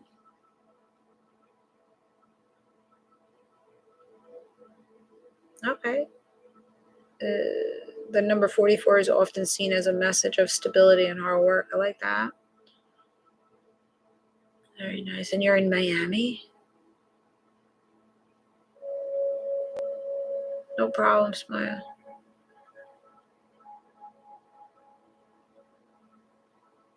To have a special event this weekend. Sunday. Very nice. I had said that earlier to something you said. Oh, okay. Gotcha. Why are you over there? Now you're over here. You know what it is? And building a strong foundation for goals, encouraging you to stay focused. Yeah. That's where we're at. And trust in your ability. I like that. The housing market is bad in Miami. Where isn't it? Shit. It's ridiculous. I used to pay $650 for a fucking studio apartment, a big studio apartment. Now, I don't even know. I haven't even checked. I'm in real estate. I don't even know anymore. You're probably looking at $1,000, if not more than that, for a studio. 1 bedroom said $1,900, right? That's on the cheaper end. It's just ridiculous. Yeah, I'm happy I have my house too. Like I was trying to sell, so when I got my real estate license, I was looking at selling my house and buying my ex his own thing, and then I'd go and do my own thing. Yeah, okay. That no way. Couldn't happen. Now this is dead. I don't know. Is it really to own a house these days? Is it really worth it though, too? With all the shit that goes wrong, like I gotta put a new roof on my house. And my ex just told me that his buddy got a new roof and it was $18,000. I'm like, where are you gonna pull that from? That's crazy. And I asked my tax guy, I said, if I get my roof done, can I write that off? He's like, nope. Really? But if I put a sunroof in my roof, I could write that off. You paid $3,300 for a sunroof and you get a $600 refund from a deductible from you. What the fuck? What is this shit? What is this shit? This is what I want to go to Spain. I want to go to a different country. This shit is just unbelievable. Give me a little cottage on the mountaintop. I walk down to the ocean. I grow my own fucking fruits and vegetables. Call it a day. The games they play. And the taxes. And going up. My property's not getting any bigger. I think my taxes in the last 18 years have gone up like $3,000, which is a lot when nothing has changed. I didn't build up. I didn't push out. Same shit. Yeah, I don't understand that. But we gotta be grateful for what we got, right? I'm grateful for what I have. It's more than enough for me. If I had any bigger, I don't know what I would do. Physically, I can't keep up with the house and the 3 kids in it. So going off the grid, that's what I'm saying. My property taxes was $3,400. Now it's $4,700. Yeah. That's about, yeah. I think I'm in like the 7,000 range. Fucking property tax. I know other people out here though. They got $15,000, $20,000 in property tax. I'm not in the more expensive area. I'm in like the lower area. Yeah. Holy moly is right. Yeah. I think I'm over $7,000. And my house is not huge. My house is a ranch. It's pretty decent property. It's 75 by 100 property, but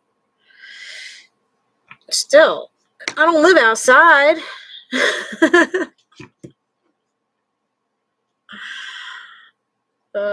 You need a roommate? Nah, I'm good. I got enough roommates. My 3 kids and my dog. No, it's perfect size.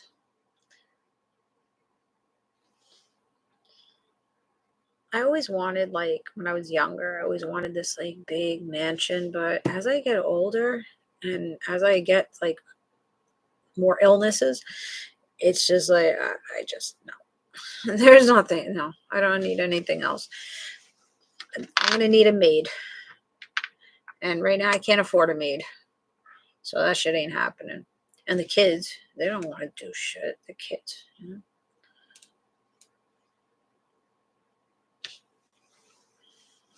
Yeah, I need a maid. Or a man that's going to help me clean. I'll take that. I'll take that over a maid. A man that helps me clean and helps me cook. Perfect. Or I cook and you clean. Or, you cook and I clean. I don't mind that. Cleaning is therapy to me, but not so much.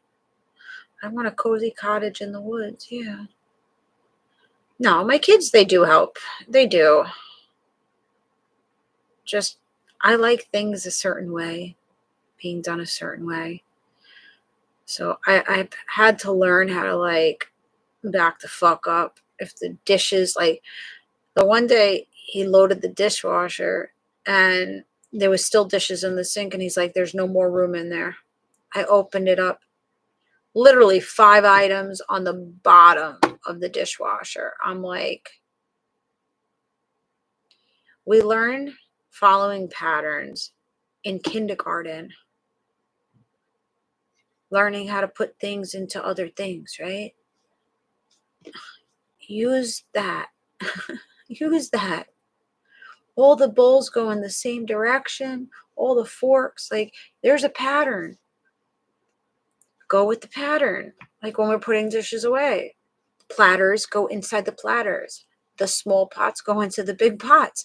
Drives me nuts. It's a little bit of OCD, but I don't give a shit. It just makes easier. Like, I don't have things flying out of the cabinets at me. And you get to wash more dishes at once, so you don't have to do another load of dishes. So I've really had to like, all right, I appreciate you doing it. That's it. I appreciate you doing it. And then me having to continue to finish doing the job that I asked you to do. Fucking half-assed. But they do. They help. They help. So I can't complain too much. We're trying to get it a little bit better with like the schedule and shit and the time frame. I'll do it later. I do it later. It's not acceptable anymore. You need to do it by a certain time because I can't look at it. It drives me nuts. I don't like a messy house. I don't like the garbage overflowing. I don't like the dishes overflowing. It bothers me. The flow of energy is so much better when you have a clean house.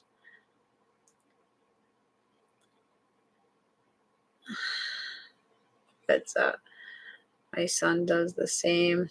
They all do. They all do. The one day my son did laundry, he put a white towel in with like dark clothes. And I'm just like, okay, I'm glad I caught this before it went in the dryer, because then we would have had a real freaking problem with lint everywhere. So I go up to him, I'm like, listen, thank you. Thank you for doing the laundry. But next time,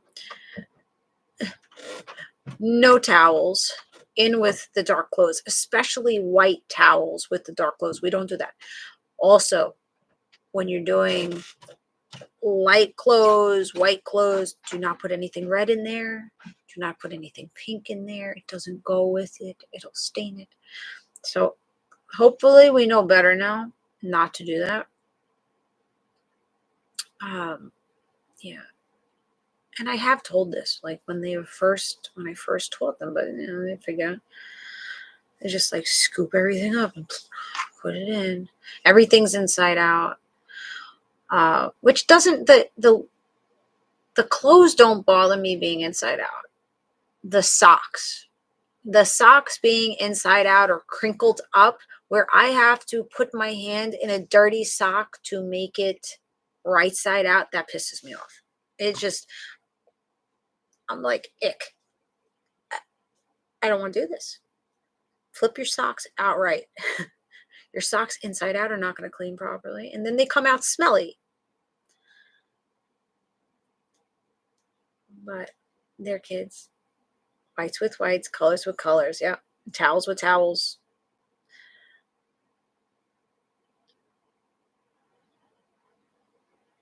Don't. DW. Yeah, I know. They're boys. I know. We're not going to think about that, though.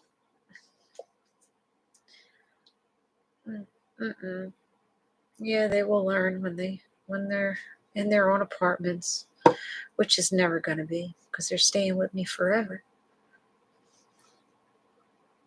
They're not going anywhere. It's too fucking expensive out here. Clean house, great runs, yeah. DP, what are you doing? DP. Why am I not surprised by your profile picture, DP? Of course, it's a chest shot. My son does the same thing. Yep. You know what else drives me crazy? The fucking hamper. Hamper's right here.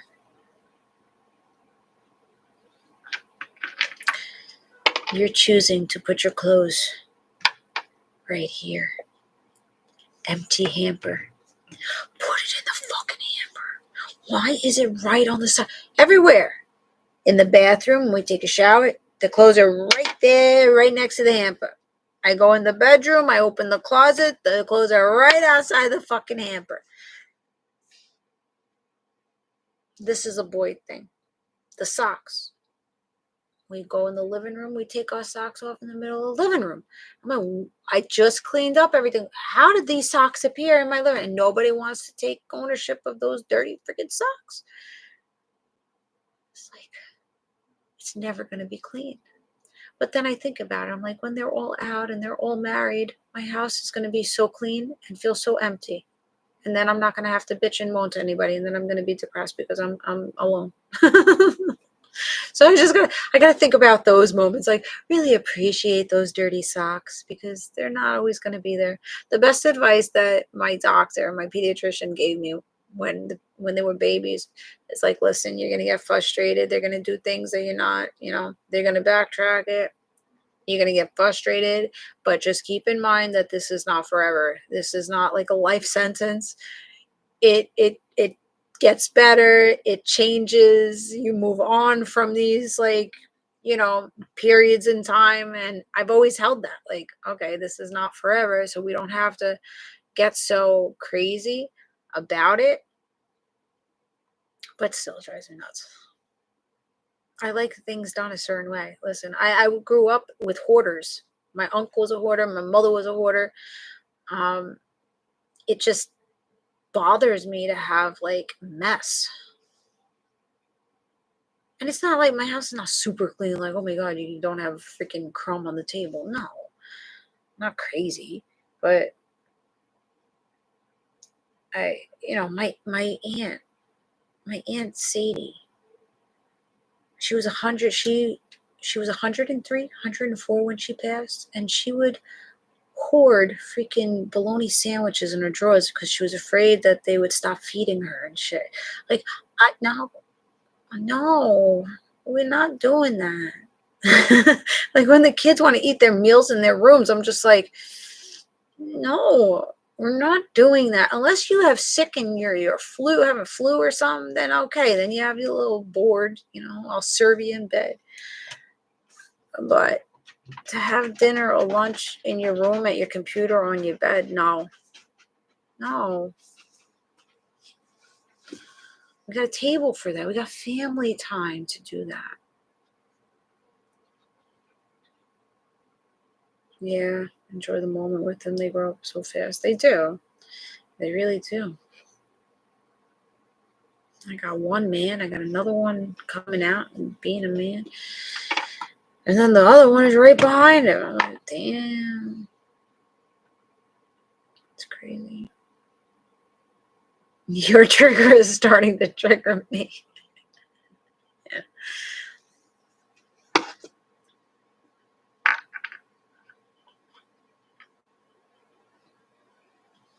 Your son's 14, yeah. My little guy's 14. You gotta love that age. I think that's like the worst period, like the worst age. Between 13 and 16, they really are, they're going through hormonal changes, right? And they're starting school that's not childlike, elementary, they're starting middle school.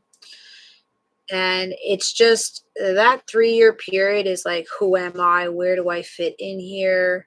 I'm feeling all different things. I'm having things rise up, even though they rise up like when they're 1 or 2 and they're sitting on the couch whacking it, but they don't really put 2 and 2 together, So they just start coming into like manhood or womanhood and start like being like, I know better and my parents don't know shit.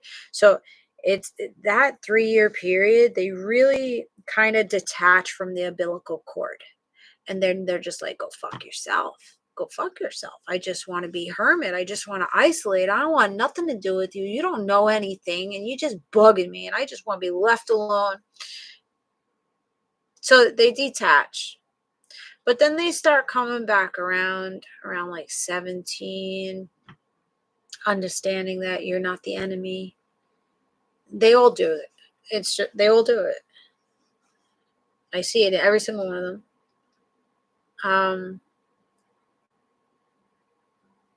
They do get humbled. Yeah. There's been times, they try to push the limits. And I'm very lenient. I'm lenient on them, but then I'm also disciplined with them. Like, they're not running the streets. And if they did that, I would probably grab them by the balls and take them home. Like, don't want to get that point with you, but I'll let things go until I'm like, no, you've hit the limit of disrespect or disregard for me. And then, listen, the ghetto comes out of me. My street comes out of me. I try to tame that. I try to tame it. I learned how to tame it when my first kid was like 2 years old. But if you're going to run your mouth at me, if you're going to challenge me, you're going to see mommy like you never saw her before. And then you're going to sit your ass down. I just think about how my grandmother dealt with me when I was 13. I was very challenging daughter, granddaughter. I was very challenging. I was living on the street. My mom didn't have any control over me. From 9 years old, I was living on the street.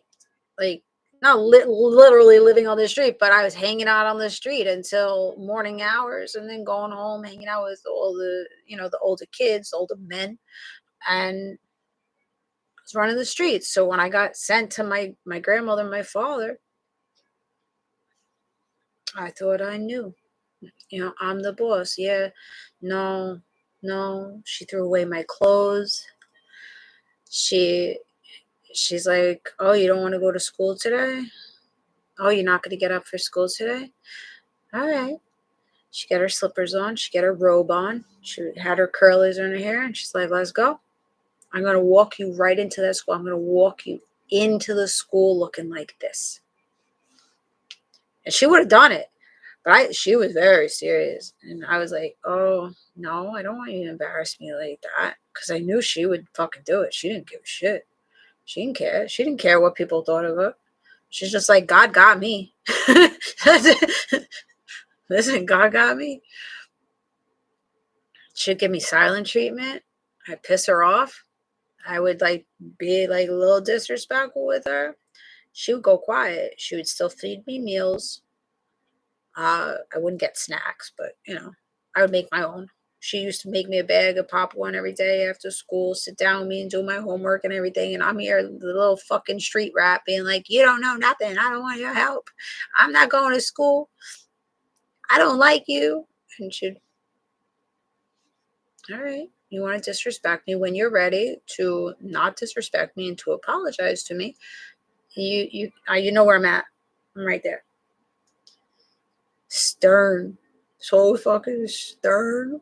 She was the only disciplinary that I ever had in my life. But that woman, when she shut her fucking mouth, it was like a cold breeze. It was like a fucking earthquake. She would never heard her curse. She never raised her voice. Just love. Just that tough love. She would give your everything to you. Make sure your homework done. She got me on honor roll where I was I missed 265 days out of the year going to school. She got me on honor roll. They're trying to put me back in resource room and shit. She got me on honor roll, sitting with me, made me gain weight. I was 112 pounds when I got to her. By the time I left there, I was 130. And she gave all love, hugs and kisses. She would pet my head. When I was laying on the couch on her lap, she would pet me. I'm 12, 13 years old, just laying there and grandma would pet me. So she would always do all these nice things. So when I got disrespectful, because I felt dumb, I felt dumb because I always have my sister saying, oh, you're so stupid, you're dumb, you're fat, you're this and that. I didn't have any supervision. I didn't have anybody sitting down with me. I was in resource room. I didn't have anybody taking care of me. So I would challenge her. And when she went quiet, that was oh, I got a dagger in my house, in my heart, oh shit, I really fucked up. I really fucked up. And the one time I was so mad with her, I don't know what it was for. Probably just I wanted to go out with my friends, and she wouldn't let me because she didn't think they were really good kids, which they weren't. One of my friends stole a car and wound up killing himself, going off of a cliff, getting having a cop chase. So, which I was supposed to be in that freaking car that day, and she said no to it. So I was so pissed off at her this one time, and instead of me being, sucking up my ego and apologizing to her, I said, I prayed. I was like, I pray that I get hurt. I prayed that I get hurt so she'll talk to me. Yeah, well, watch what you pray for, because God gave me what I prayed for. I was in gymnastics. I was in, I think, 7th grade in gymnastics class. And the teacher told these 2 girls to spot me. Now they're 5 foot nothing, like 95 pounds. Here I am, 130 pounds, 5'5". And I went to do a back handspring and they didn't catch me. I went back and I fell on my neck and I fucked up my back and everything started tingling. So here I am on the gym floor feeling like I was freaking paralyzed. And the ambulance, they called the ambulance. They called my grandmother. Now they took me from the gym floor to the principal's office. Now I'm on this cold freaking stretcher thing on the floor. And I get put into the ambulance, and she comes in the ambulance with me. And, the first thing I said to her, I'm so sorry. I asked God to, like, break my leg or something like that, And he gave me, he fucked up my back. And, I wound up apologizing to her. And she was like, it's okay, And then she had to care for me for a while after that. I was on painkillers. I pierced my belly button without her knowing. I was so pissed off at her. I was like, I was out of control. Pierced my belly button. Now I'm on painkillers. And the belly button ring gets yanked out, just yanks out of my stomach. Yeah, wild. I was wild. I was a wild beast. But yeah, she instilled morals and God. I was raised, I was born into Christianity, Catholic, right? And I hated the Catholic religion. My mother had me going to CCD. I absolutely hated these nuns. I hated the religion. It was just so stuffy, and it just felt like doom and gloom to me. So I never really practiced or enjoyed church until I went to Colorado with my grandmother, and she was Baptist, like heavy core, hardcore, every Sunday, going on retreats to not Guatemala, but going to I don't know, other countries to build, things for the orphanages and stuff. So they were always doing things like that. And yeah, she got me involved in the church. I was in the choir. I was doing singing solo performances at the church. I was going to youth groups and seminars and stuff. They play the drums. It was a cool church. It was cool. Showed me something different. But that's where I get my mission work from. That's why I show up here, because my grandmother showed me how to give back. I actually got a message the other day that I'm leading what my grandmother started. So my grandmother instilled religion and mission work and support within my family. And she always wanted me to get back to the church, but I didn't. Eventually, I felt like church is not for me. Yes, I like the Baptist church, and I thought about years of going back to the Baptist church, but it just never drew me back. So that's when she passed, I started getting into spirituality.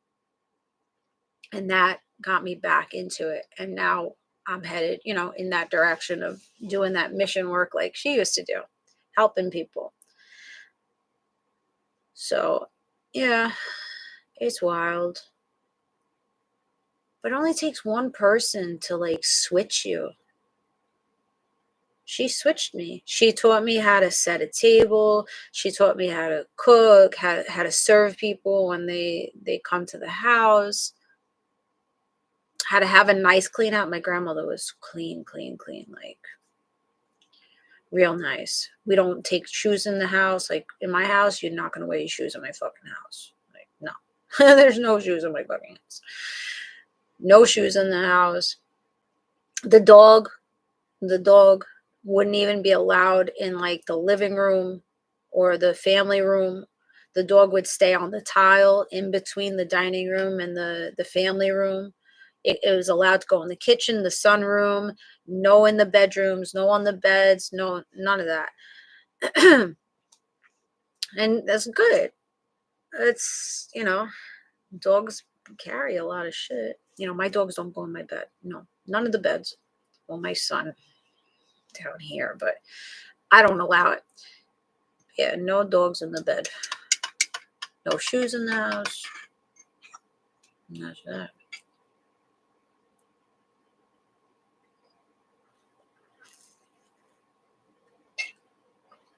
Thank you for apologizing. I don't know what you're apologizing for, but I appreciate your apology.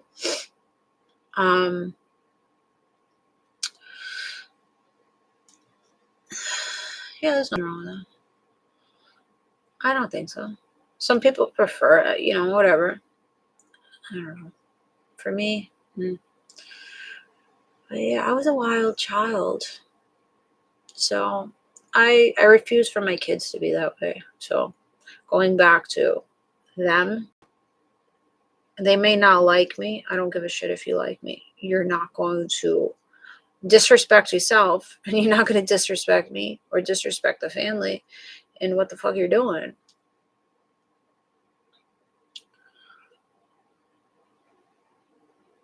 Yeah.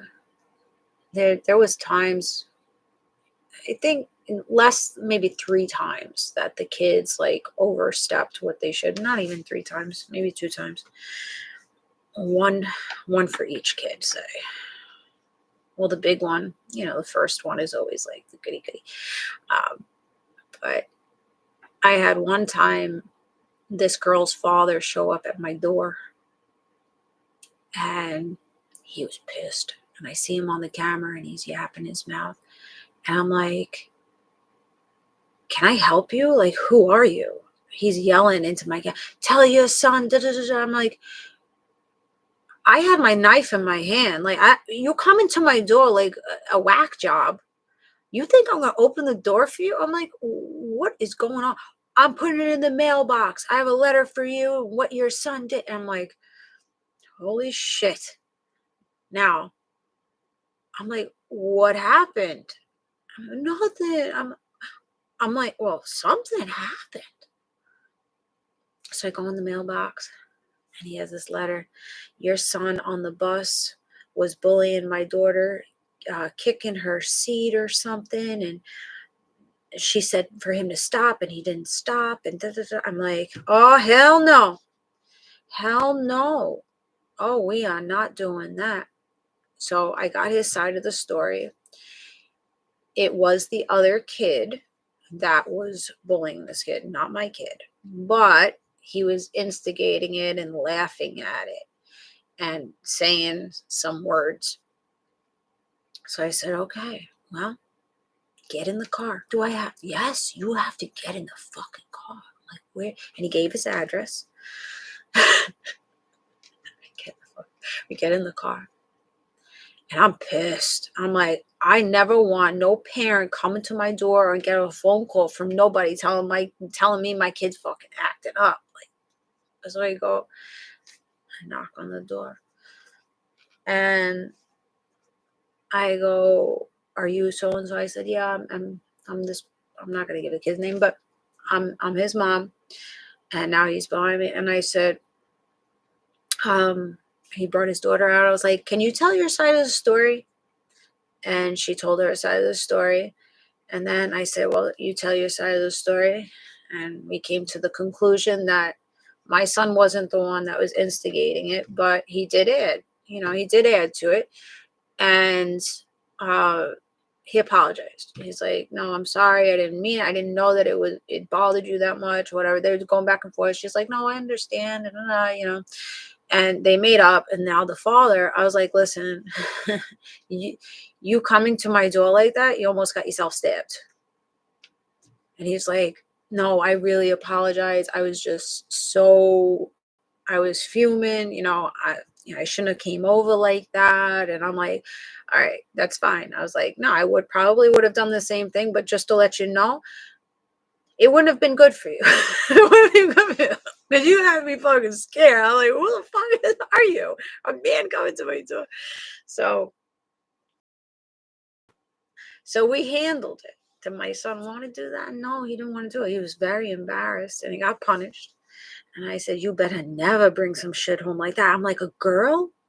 A girl? You're going to say something about what she looks like? I'm like, this is just despicable.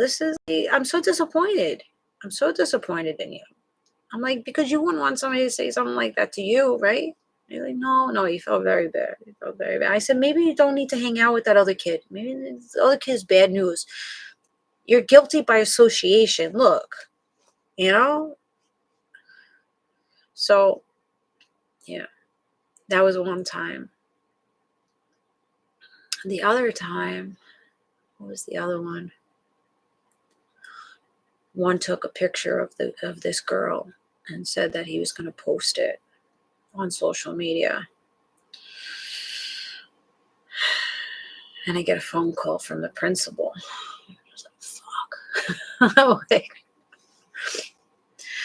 And he's like, yeah, I was mad with myself and I was taking it out on her, but I really wasn't going to do it. I didn't post it. I deleted it as soon as I said that I was going to, and I felt bad, And I was like, well, you got to go over there and apologize to that girl. And even the principal was like, he was really upset over it. He was saying like he was just in a bad mood and he'd just taken it out on her. And I'm just like, all right, okay.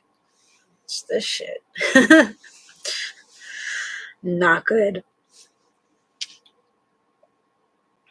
But I've been lucky. Knock on wood with these kids. Now, the one time, kindergarten or first grade, oh my guy, this kid stuck a crayon in his ear. I was fucking pissed. I was like, how often does this fucking kid do this? Why is my child getting crayons poked in his fucking ears? We're not doing that. Went straight to that fucking teacher. Like, you better watch your kids. Better fix it. My kid's coming home feeling all types of ways. Fix it. Shit. Not too much chaos. Not too much.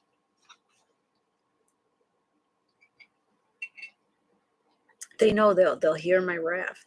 Like they want to hear the end of it. Like even if I bring it up at the table, they still get bothered by it. Hold on.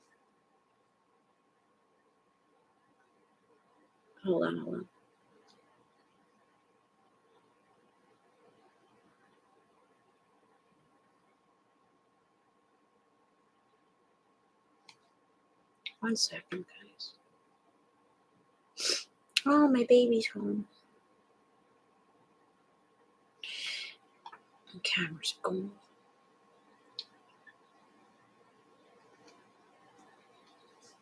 Yeah. Yeah, they still like, why do you gotta bring that up? Well, you had a stupid moment. Listen, that's the consequence. You're gonna act dumb. People are gonna continue to, bring it up. But we gotta laugh at them. Like, laugh at it at this point. I'm like, you're not gonna do that again. It's over and done with. It's a story that we'll never forget. You don't have to take it personal anymore.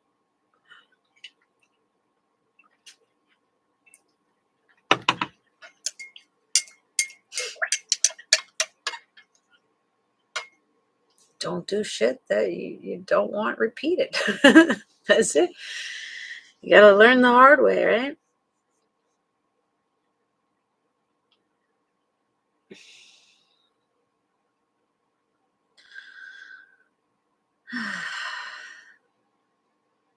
Raising kids is fun.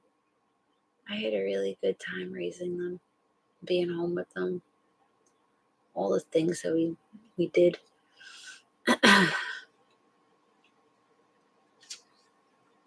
I was lucky that I was able to do that, because I refused to see my kids on the street like I was. I didn't care if I was going to be broke. Just like, I need to be home with my kids. Because who the hell? Oh, this one died. This freaking TikTok died. The phone died, guys. I didn't even look at it. It kept saying low battery, low battery. Not paying attention to it. Yeah, I refuse. Like, I would see these shows on the news, these incidences on the news of like childcare and the babysitters like just yanking the kids' arms and throwing them around or keeping them there like crying for hours. I'm just like, no. You're gonna teach my kid bad habits? No. I didn't even have babysitters when they were growing up. Up until I think my oldest was maybe 12, 13. I hired somebody that I knew from the gym, a couple girls that I knew from the gym. But other than that, it would only be my in-laws majority. Sometimes my sister, sometimes his sister, but not very often.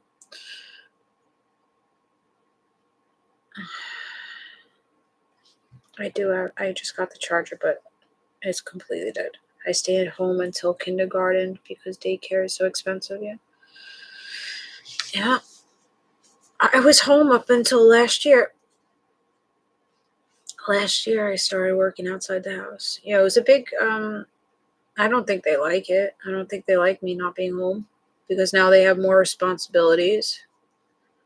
I'm not here as much.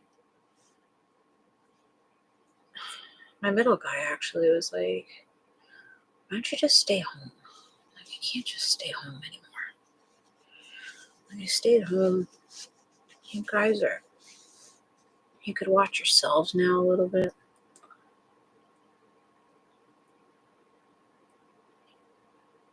No, it was good. Anything I ever did, like real estate, I could do from home.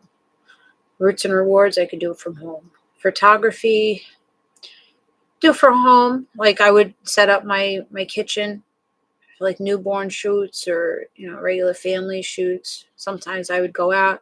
I had my son come with me, be my little assistant. Or it's only an hour, when they're at school. They didn't really see me out of the house up until last year.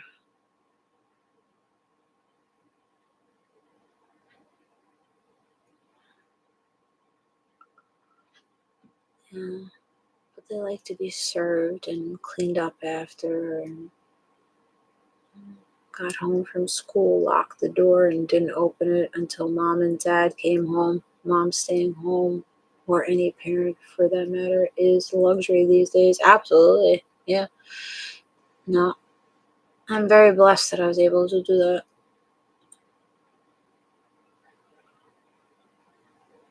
Because I don't know how I could have made it work.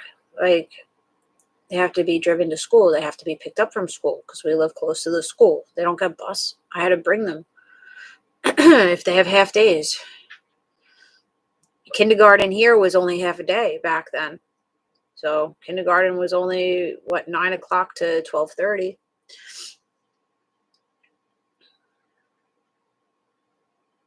Yeah, when they were babies. I had a good job in the city, in Lexington, on Lexington Avenue, Midtown, a stock firm. And I put the numbers together, and it's like, there's no freaking way. My whole salary was going to go to childcare.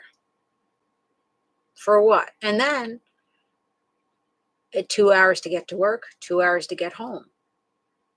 No time with the kids. Who's raising the kids? Nanny's raising the kid? Daycare? No. I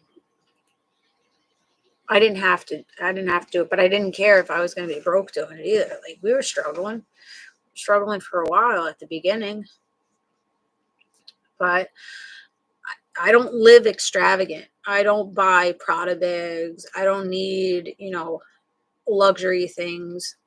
I grew up on welfare, on food stamps, welfare cheese,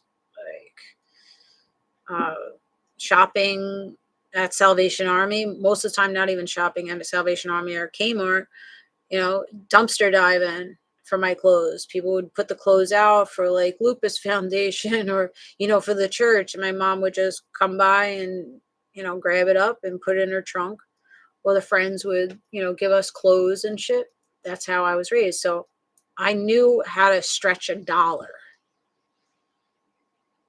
So I didn't need filet mignon. I would go with like the cheap flank steak and make a meal out of it, a good meal out of it.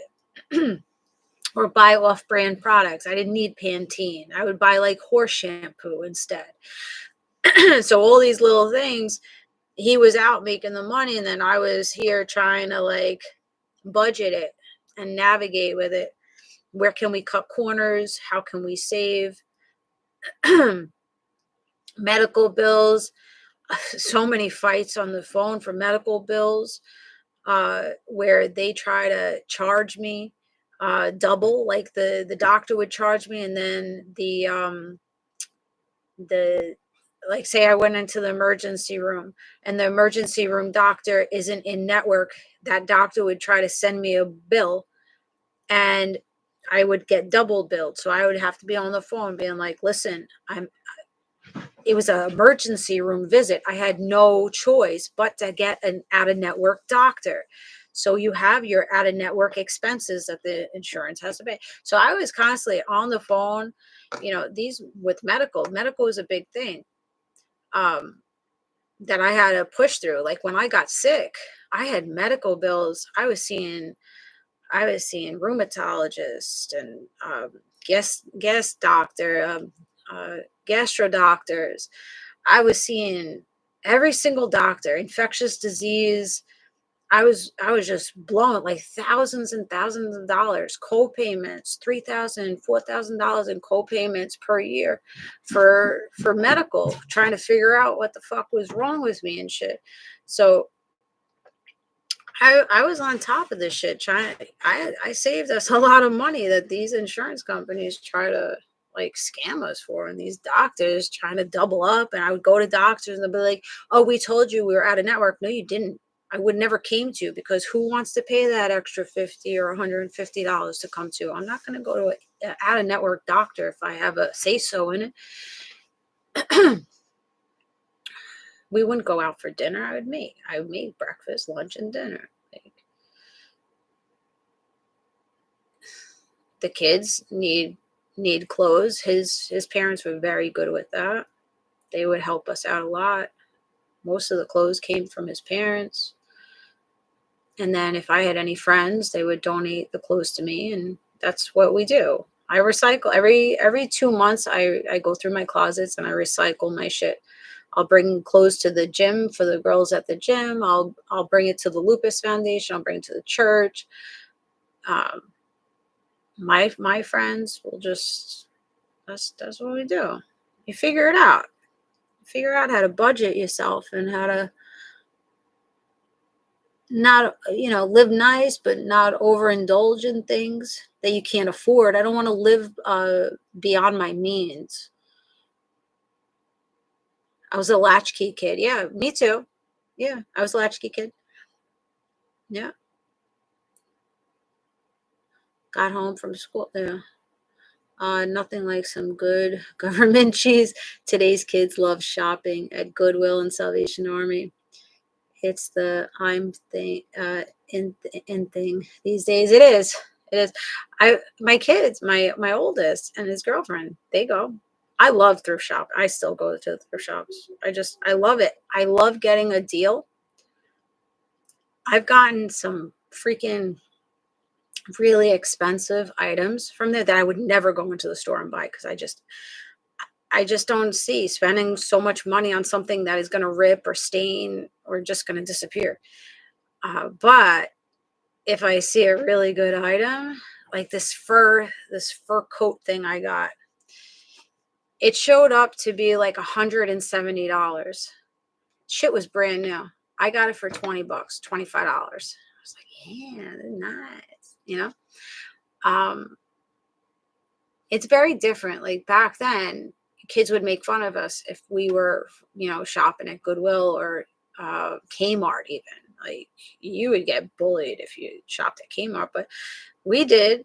We always, you know, we always look nice. We always look clean. Shit, I love the food stamps.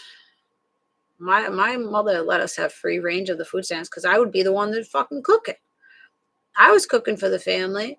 I was baking my cakes for everybody. Oh my goodness, how many cakes I made my mother a triple layer strawberry shortcake one year that was a star. I'd make steak dinners for. I used to go crazy with those food stamps. My friends, we'd drink our Colt 45 and then go buy our fucking big ass dill pickles and our beef patties with the fucking cheese on top, the American cheese. The everything bagels, the bacon, egg, and cheese in the morning. Shit, that felt like a luxury, those food stamps. Well, my mother gave me the card. Those are the days. Yeah. Thank you, babe.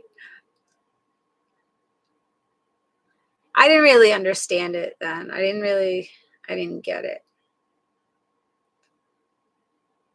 Because my mom, as naive as my mom was, she always made it comfortable. We were always comfortable. Even though we were struggling, she was only working 10 hours a week because she had a disability. She had MS. And she just made it work. We had a very nice house.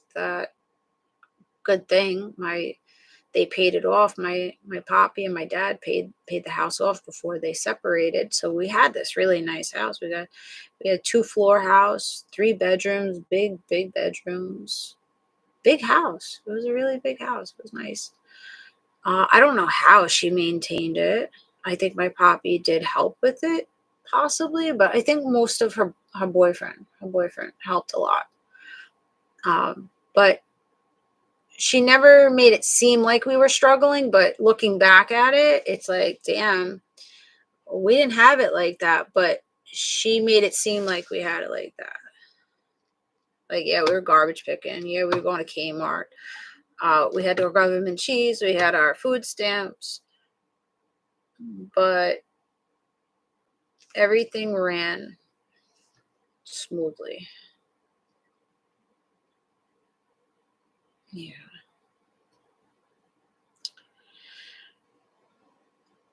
But it's good. I think it's good. I you know, the way that I live now, I don't live over my means. I like what I like. I save where I can save. I don't overindulge, but then I also don't deprive myself of things either. Popping tags. Oh, yeah, you told me. Graffitiing. My graffiti name was Magic. It's probably written over now. In Staten Island in the woods. We used to hang out up in the woods. We used to hang out in the cemeteries. We used to do beer runs. There was a deli named Lucky's. We would, not me. I was with the boys. They were running. I'd be the one driving the car. How many times like that man never learns. I think he was letting us rob him at some point. I'm like, shit.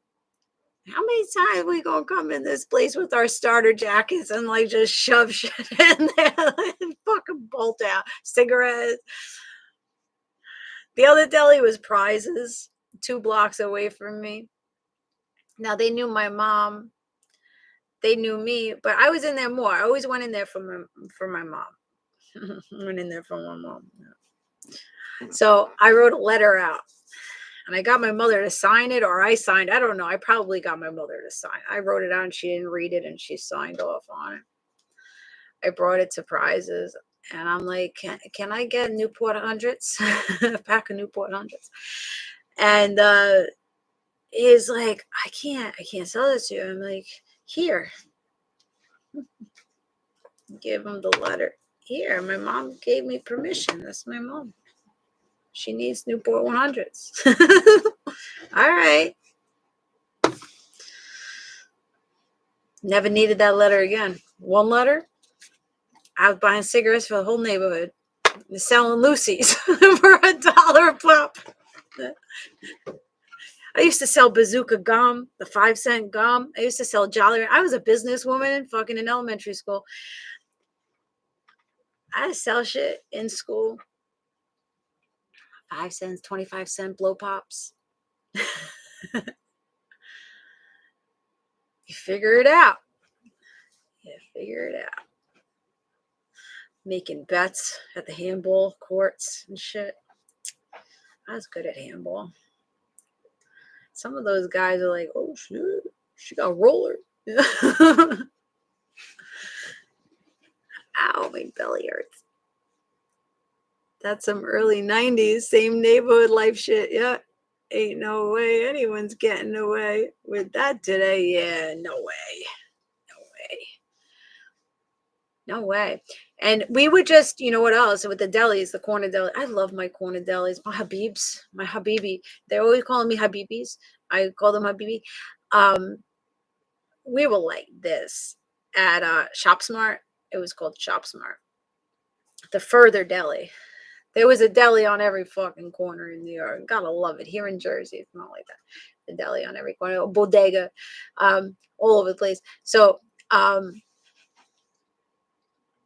we would just stand out. Like it was white trash hood, ghetto, right? So it was like Eminem, like that type of ghetto. So on one side was the hood, the white trash, like lower class, right? With all the bungalows and, you know, all the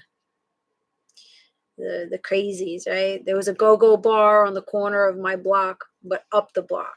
So that's on this side.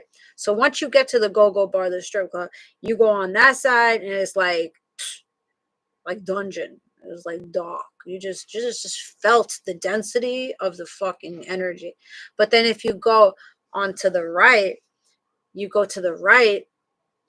and then you have these big nice houses. You got an open field back there and it feels like really nice and flowy. That's the side that I lived on.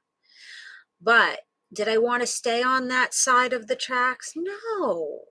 I needed to voyage out over to the go-go bar place because my girlfriend, her house was the back of the go-go joint. Okay? She was right next door.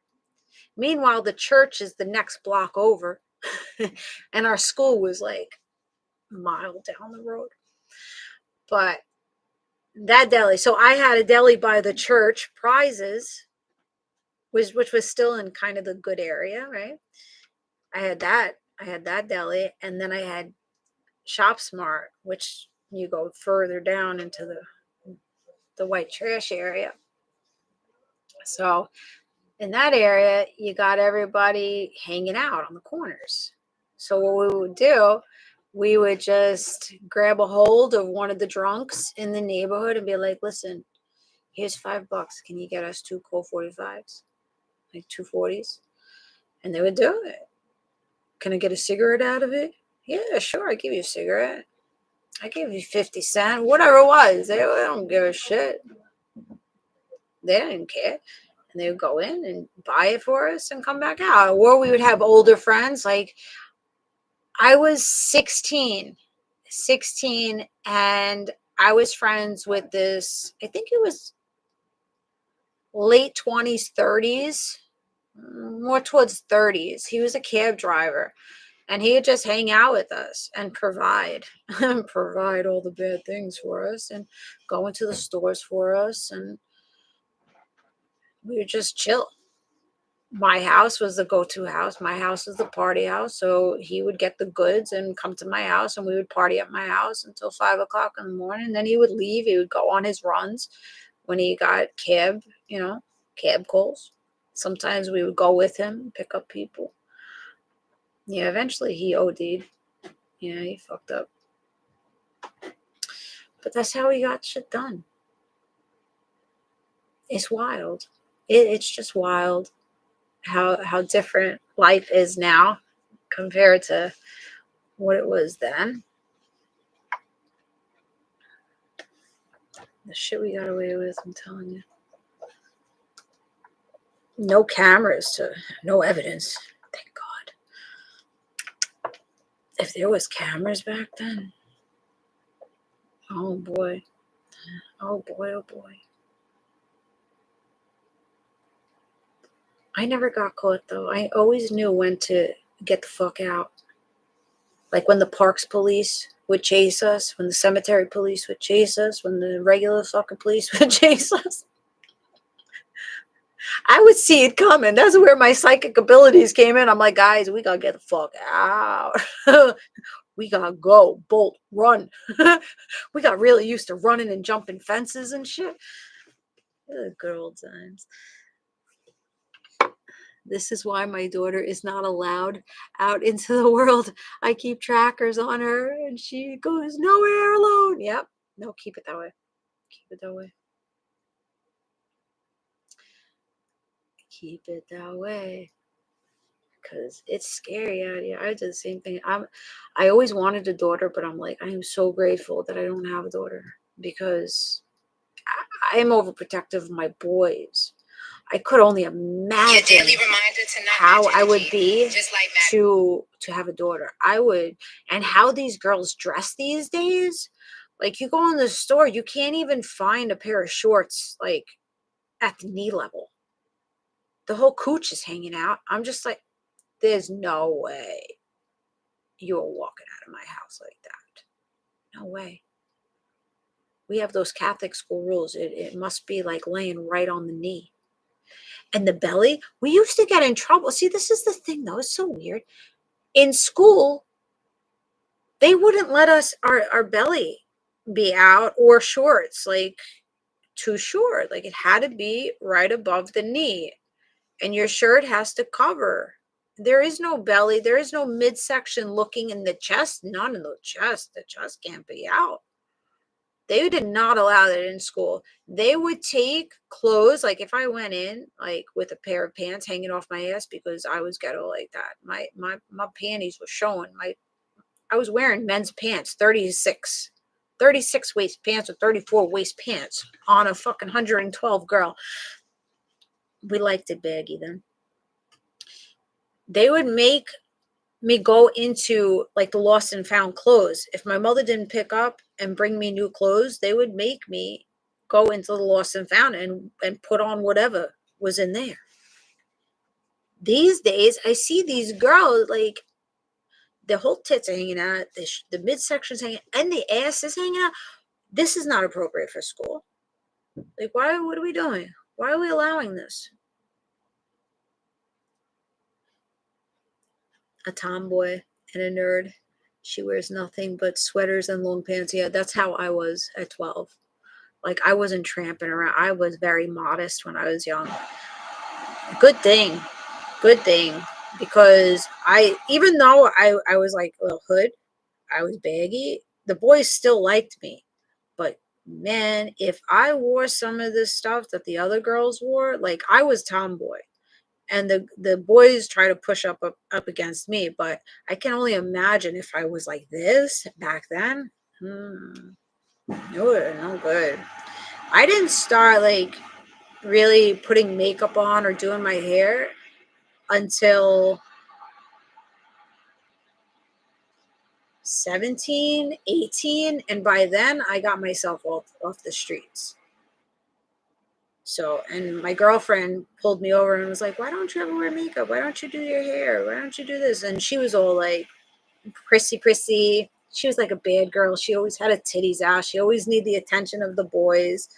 And she dolled me up for like one New Year's and showed me, like, she gave me some of her clothes and showed me some stuff, like to do makeup and stuff. And that's when I started like wearing makeup and like, not even a lot of provocative. I didn't start doing provocative until like maybe 3 years ago. In my 30s, my late 30s, I was always very modest. I always had everything covered because that's how my grandmother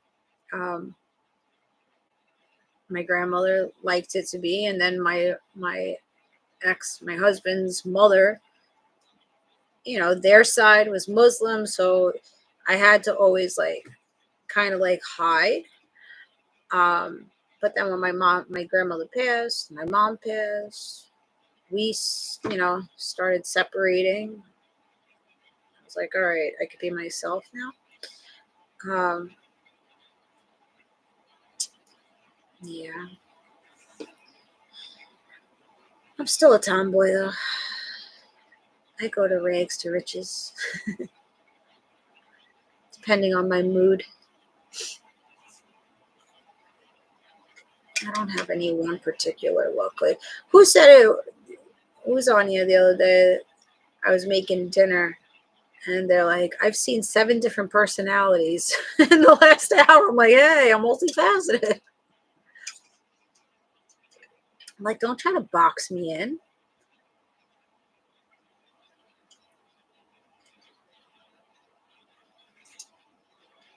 I'm a puzzle.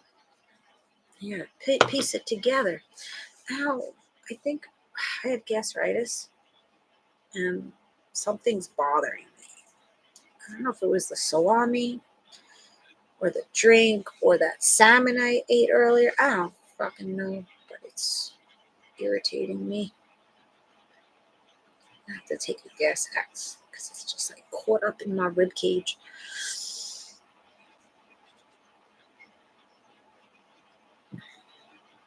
Yeah, we had a good time.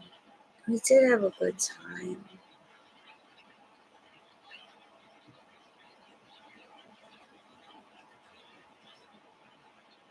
Yeah, got myself into a lot of things. Got myself out of a lot of things. I don't know. I feel like God always had my back. There was somebody, an angel, always having my back. And get me out of it. Wild shit. The more personality she has,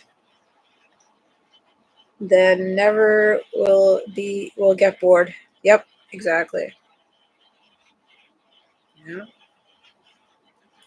Yeah, I was very lucky.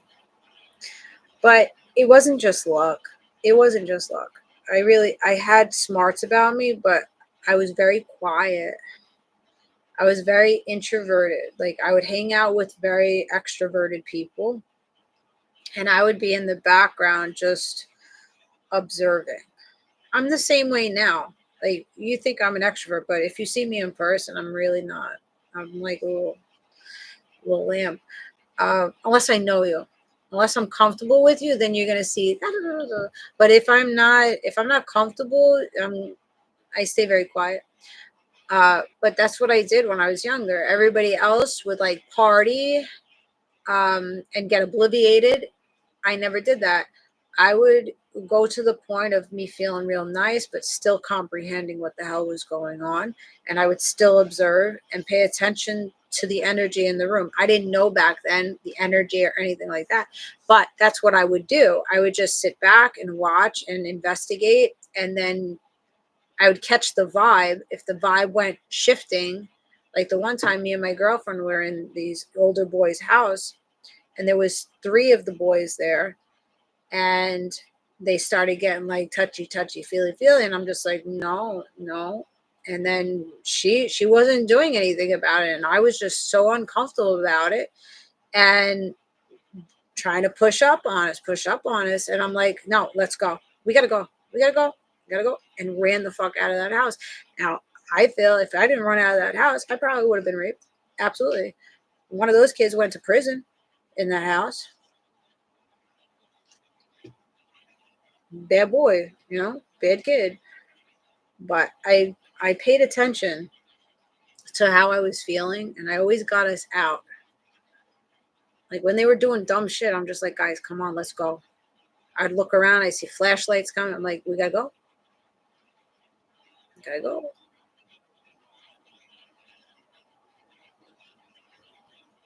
So I always listen to my instincts. Like my first instinct may not have been good because I went with the flow, right? I went with the flow, but I always knew when to back up.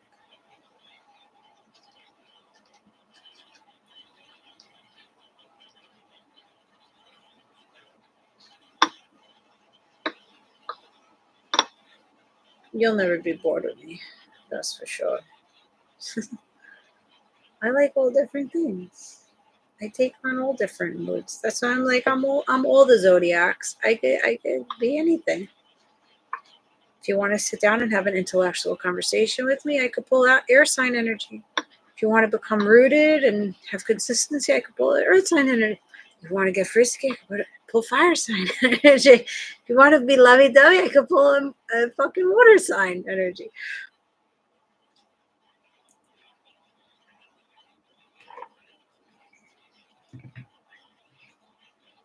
Whatever you need, I can be it.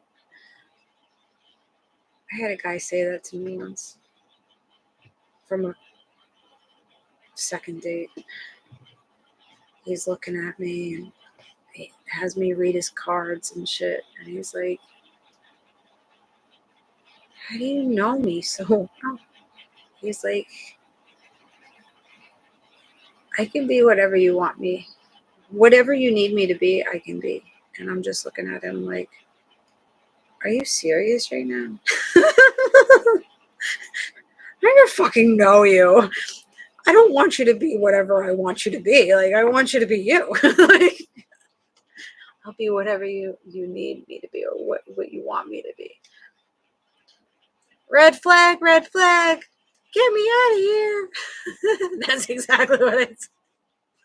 I was like, slow it down. I like you and everything. I enjoyed our dates, but don't try to push this.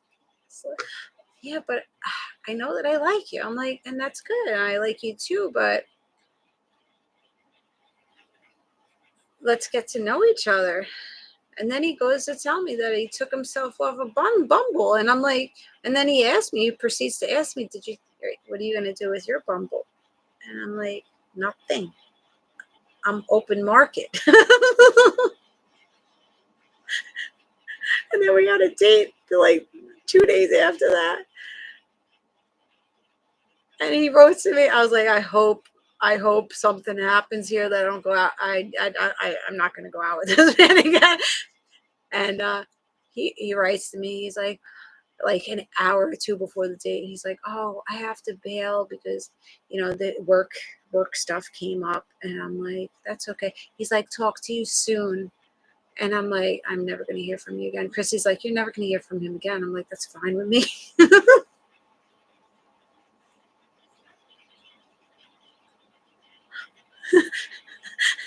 Fine with me. What the fuck are you trying to get from me? From 2 dates down? What are you trying to get from me? You went back to living with your parents. You don't have a consistent job. You just got out of a relationship 4 months ago. What are you looking at here? Are you looking at me as your money ticket? Like your meal ticket? What are you looking? What are we doing here? Fuck out of here. Fuck out of here. I don't even know. Dating diaries. You gotta love it. You gotta love the dating diaries. But you know how they try to be so smooth. They're not really smooth. I'm like, some other girl would fall for that shit. Should be like Google Gaga, like melting in the motherfucker's hands. Like he was all up in my like just. Oh, I think you're so amazing. I never connect with anybody like this. I can be whatever you want me to be. And I'm like, seriously? No. No. Don't hit me with that mushy gushy stuff and fucking 2 days down talking for 3 days. Like, I read his cards and I had him in my fucking hand like that.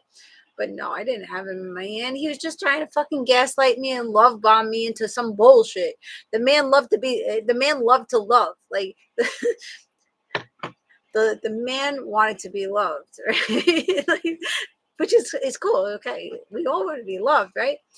But he was willing to just settle, which I'm not a bad one to settle for. But you don't know me. Like, that's a man that just wants to be in a relationship just to be in a relationship and be like, oh, somebody loves me. No, I'm not. I'm not that desperate that I'm just gonna be with anybody because, yeah, we get along. Okay, yeah, I'm attracted to you. But I want to know what I want to, like, I'm getting into. Like, be a friend of mine. And I told him that. I'm like, I'm trying to make, friends. And he asked me when my last date was. My last date at that point was like maybe a month. Before that, maybe 2 weeks. And then he's like, well, I don't want a person that's just like a constant dater. I'm like, I'm not a constant dater. There's barely any men that even get an opportunity to go out on a date with me, like to get close enough. I'm like, I had 1,100 fucking men on Bumble, okay? I picked 4 out of that 1,100 to connect with. And out of that 4, I connected with 1. And then after connecting with 1, he said hi. And I said hi. And then that was it. So you're insecure. Know your worth. Know what the fuck you're bringing. Know what you're bringing. So you don't have to, okay, I'm dating. I'm keeping my options open until a motherfucker shows up and says, okay, this is what I'm bringing. I'm not just here to take from you. I'm here to give. I have this to offer you. What are you offering me? Until we say we're boyfriend, girlfriend, we're getting engaged, we're husband, what? I'm free agent. I'm a free agent. I'm not going to put all my eggs in one basket because I see how these motherfuckers work. They're all for it. Oh, I love you. Oh, you're so nice. Oh, I never had this connection before. Oh, I'm looking for this and this. And then you fucking fumble the shit. 2 days later, you talk a good game, but you follow through. You got no fucking follow through. So who the No, I'm a free agent until you prove yourself. Shit. And you could be a free agent too. Go be a fucking free agent. Until we figure out that we don't want to be free agents. But to be coming right off the bat on the second day and be like, are you going to cancel your Bumble? Excuse me? And I wasn't talking to anybody else at that point. My attention was on him. I don't want to juggle people.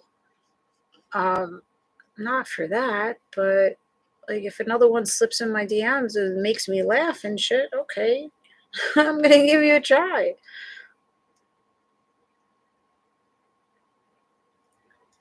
I recently found out I have a son who lives in New Jersey. I'm going to need some recommendations on local eateries for when I visit him in June. That's all I need. Chris, what area? What area is that's wow. Recently found out, wow, what a fucking idiot that person was that had that baby. Just found out they have a son. That's fucked up.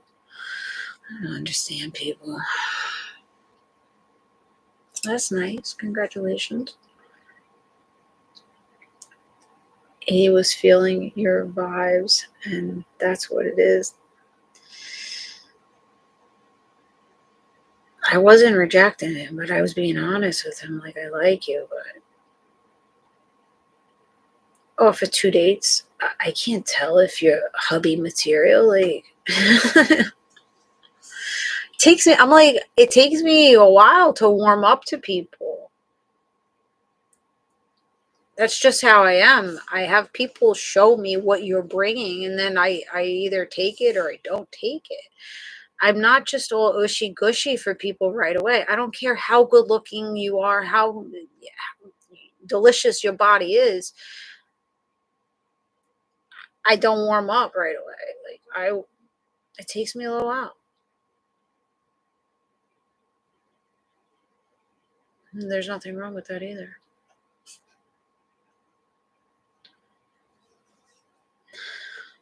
Nobody can know in 2 dates. You know?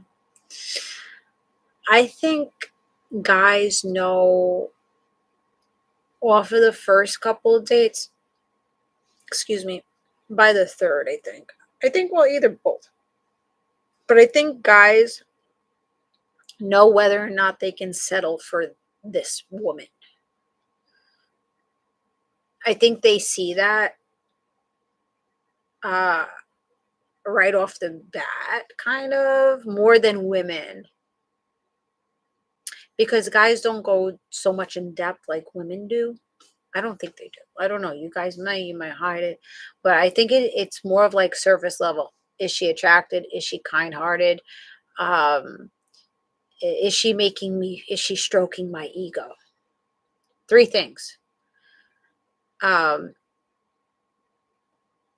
they're like, okay, she marks all 3. It's good. For women, we're like, okay, is he good looking? Does he have a good job? Is he making me feel good? Is he emotionally available? Does he deal with like conflict? How does he deal with conflicts? Is he a good kisser? And we need all this. You need all this detail to figure out if you're that person. And that takes more than fucking 2 or 3 dates. Wow. That's the way it is, though. No? Is that not how the way it is? From the people that I've dealt with, that's the way that it seems to be. And people will settle and just be content with those 3 surface level things. The ego stroke is sufficient enough. Not the ones that you've dated? Well, how are the women that you've dated? They don't ask all these questions. They're just like, I think women that don't ask these questions don't know themselves. So if a woman is so eagerly to suck your dick on the first or second date, she's on the reverse. Now she's playing that other role of, is that person attractive? Can that person give good sex? And does that person have a good job?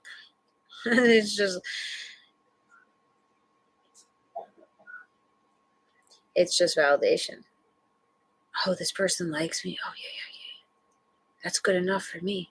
Showing me that attention, that's good enough for me. I don't need to know anything background or anything.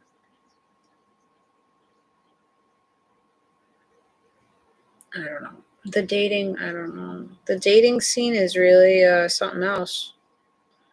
It's a shit show. It really is. Shit show.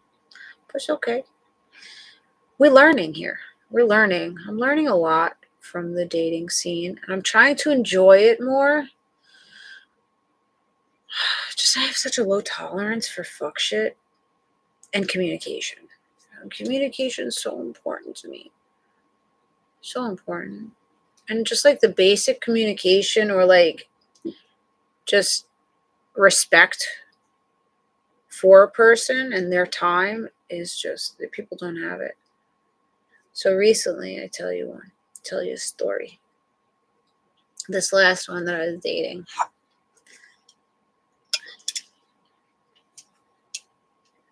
Let me take a sip here.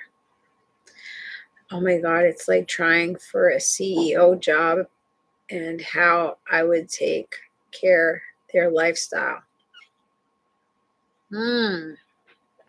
So gold diggers. So women that want to be saved. That's the women that you're attracting. One that want to be saved. Yeah. And that's a turn off. But some men love that. Like I was that woman. back when I was dating in my 20s and 30s, right? Well, 20s. I didn't date in my 30s because I was married by then. But that's how I dated back then. Is he attractive? Does he have money to support me? And is he going to be a good father? Those are the 3 questions. That's it. I didn't know about emotional intelligence, emotional availability. I didn't know about toxic traits. I didn't know about love language. I didn't know about unhealthy attachment. Like, I didn't know any of that. Because I didn't have the emotional intelligence. I had emotional immaturity. I had insecurity. And I wanted somebody to save me. All of my exes saved me from an abusive house, saved me, saved me. They all saved me from something, saved me from myself. So I used to be that woman that wanted to be saved. And these men loved me because I needed them. I needed their validation, and I stroked their ego. Men feel good when they feel like they got to save somebody. Like, we need you guys. We're nothing without you. And that's why my ex is like, oh, I got you under my thumb financially because you need me, right? So some men want to save.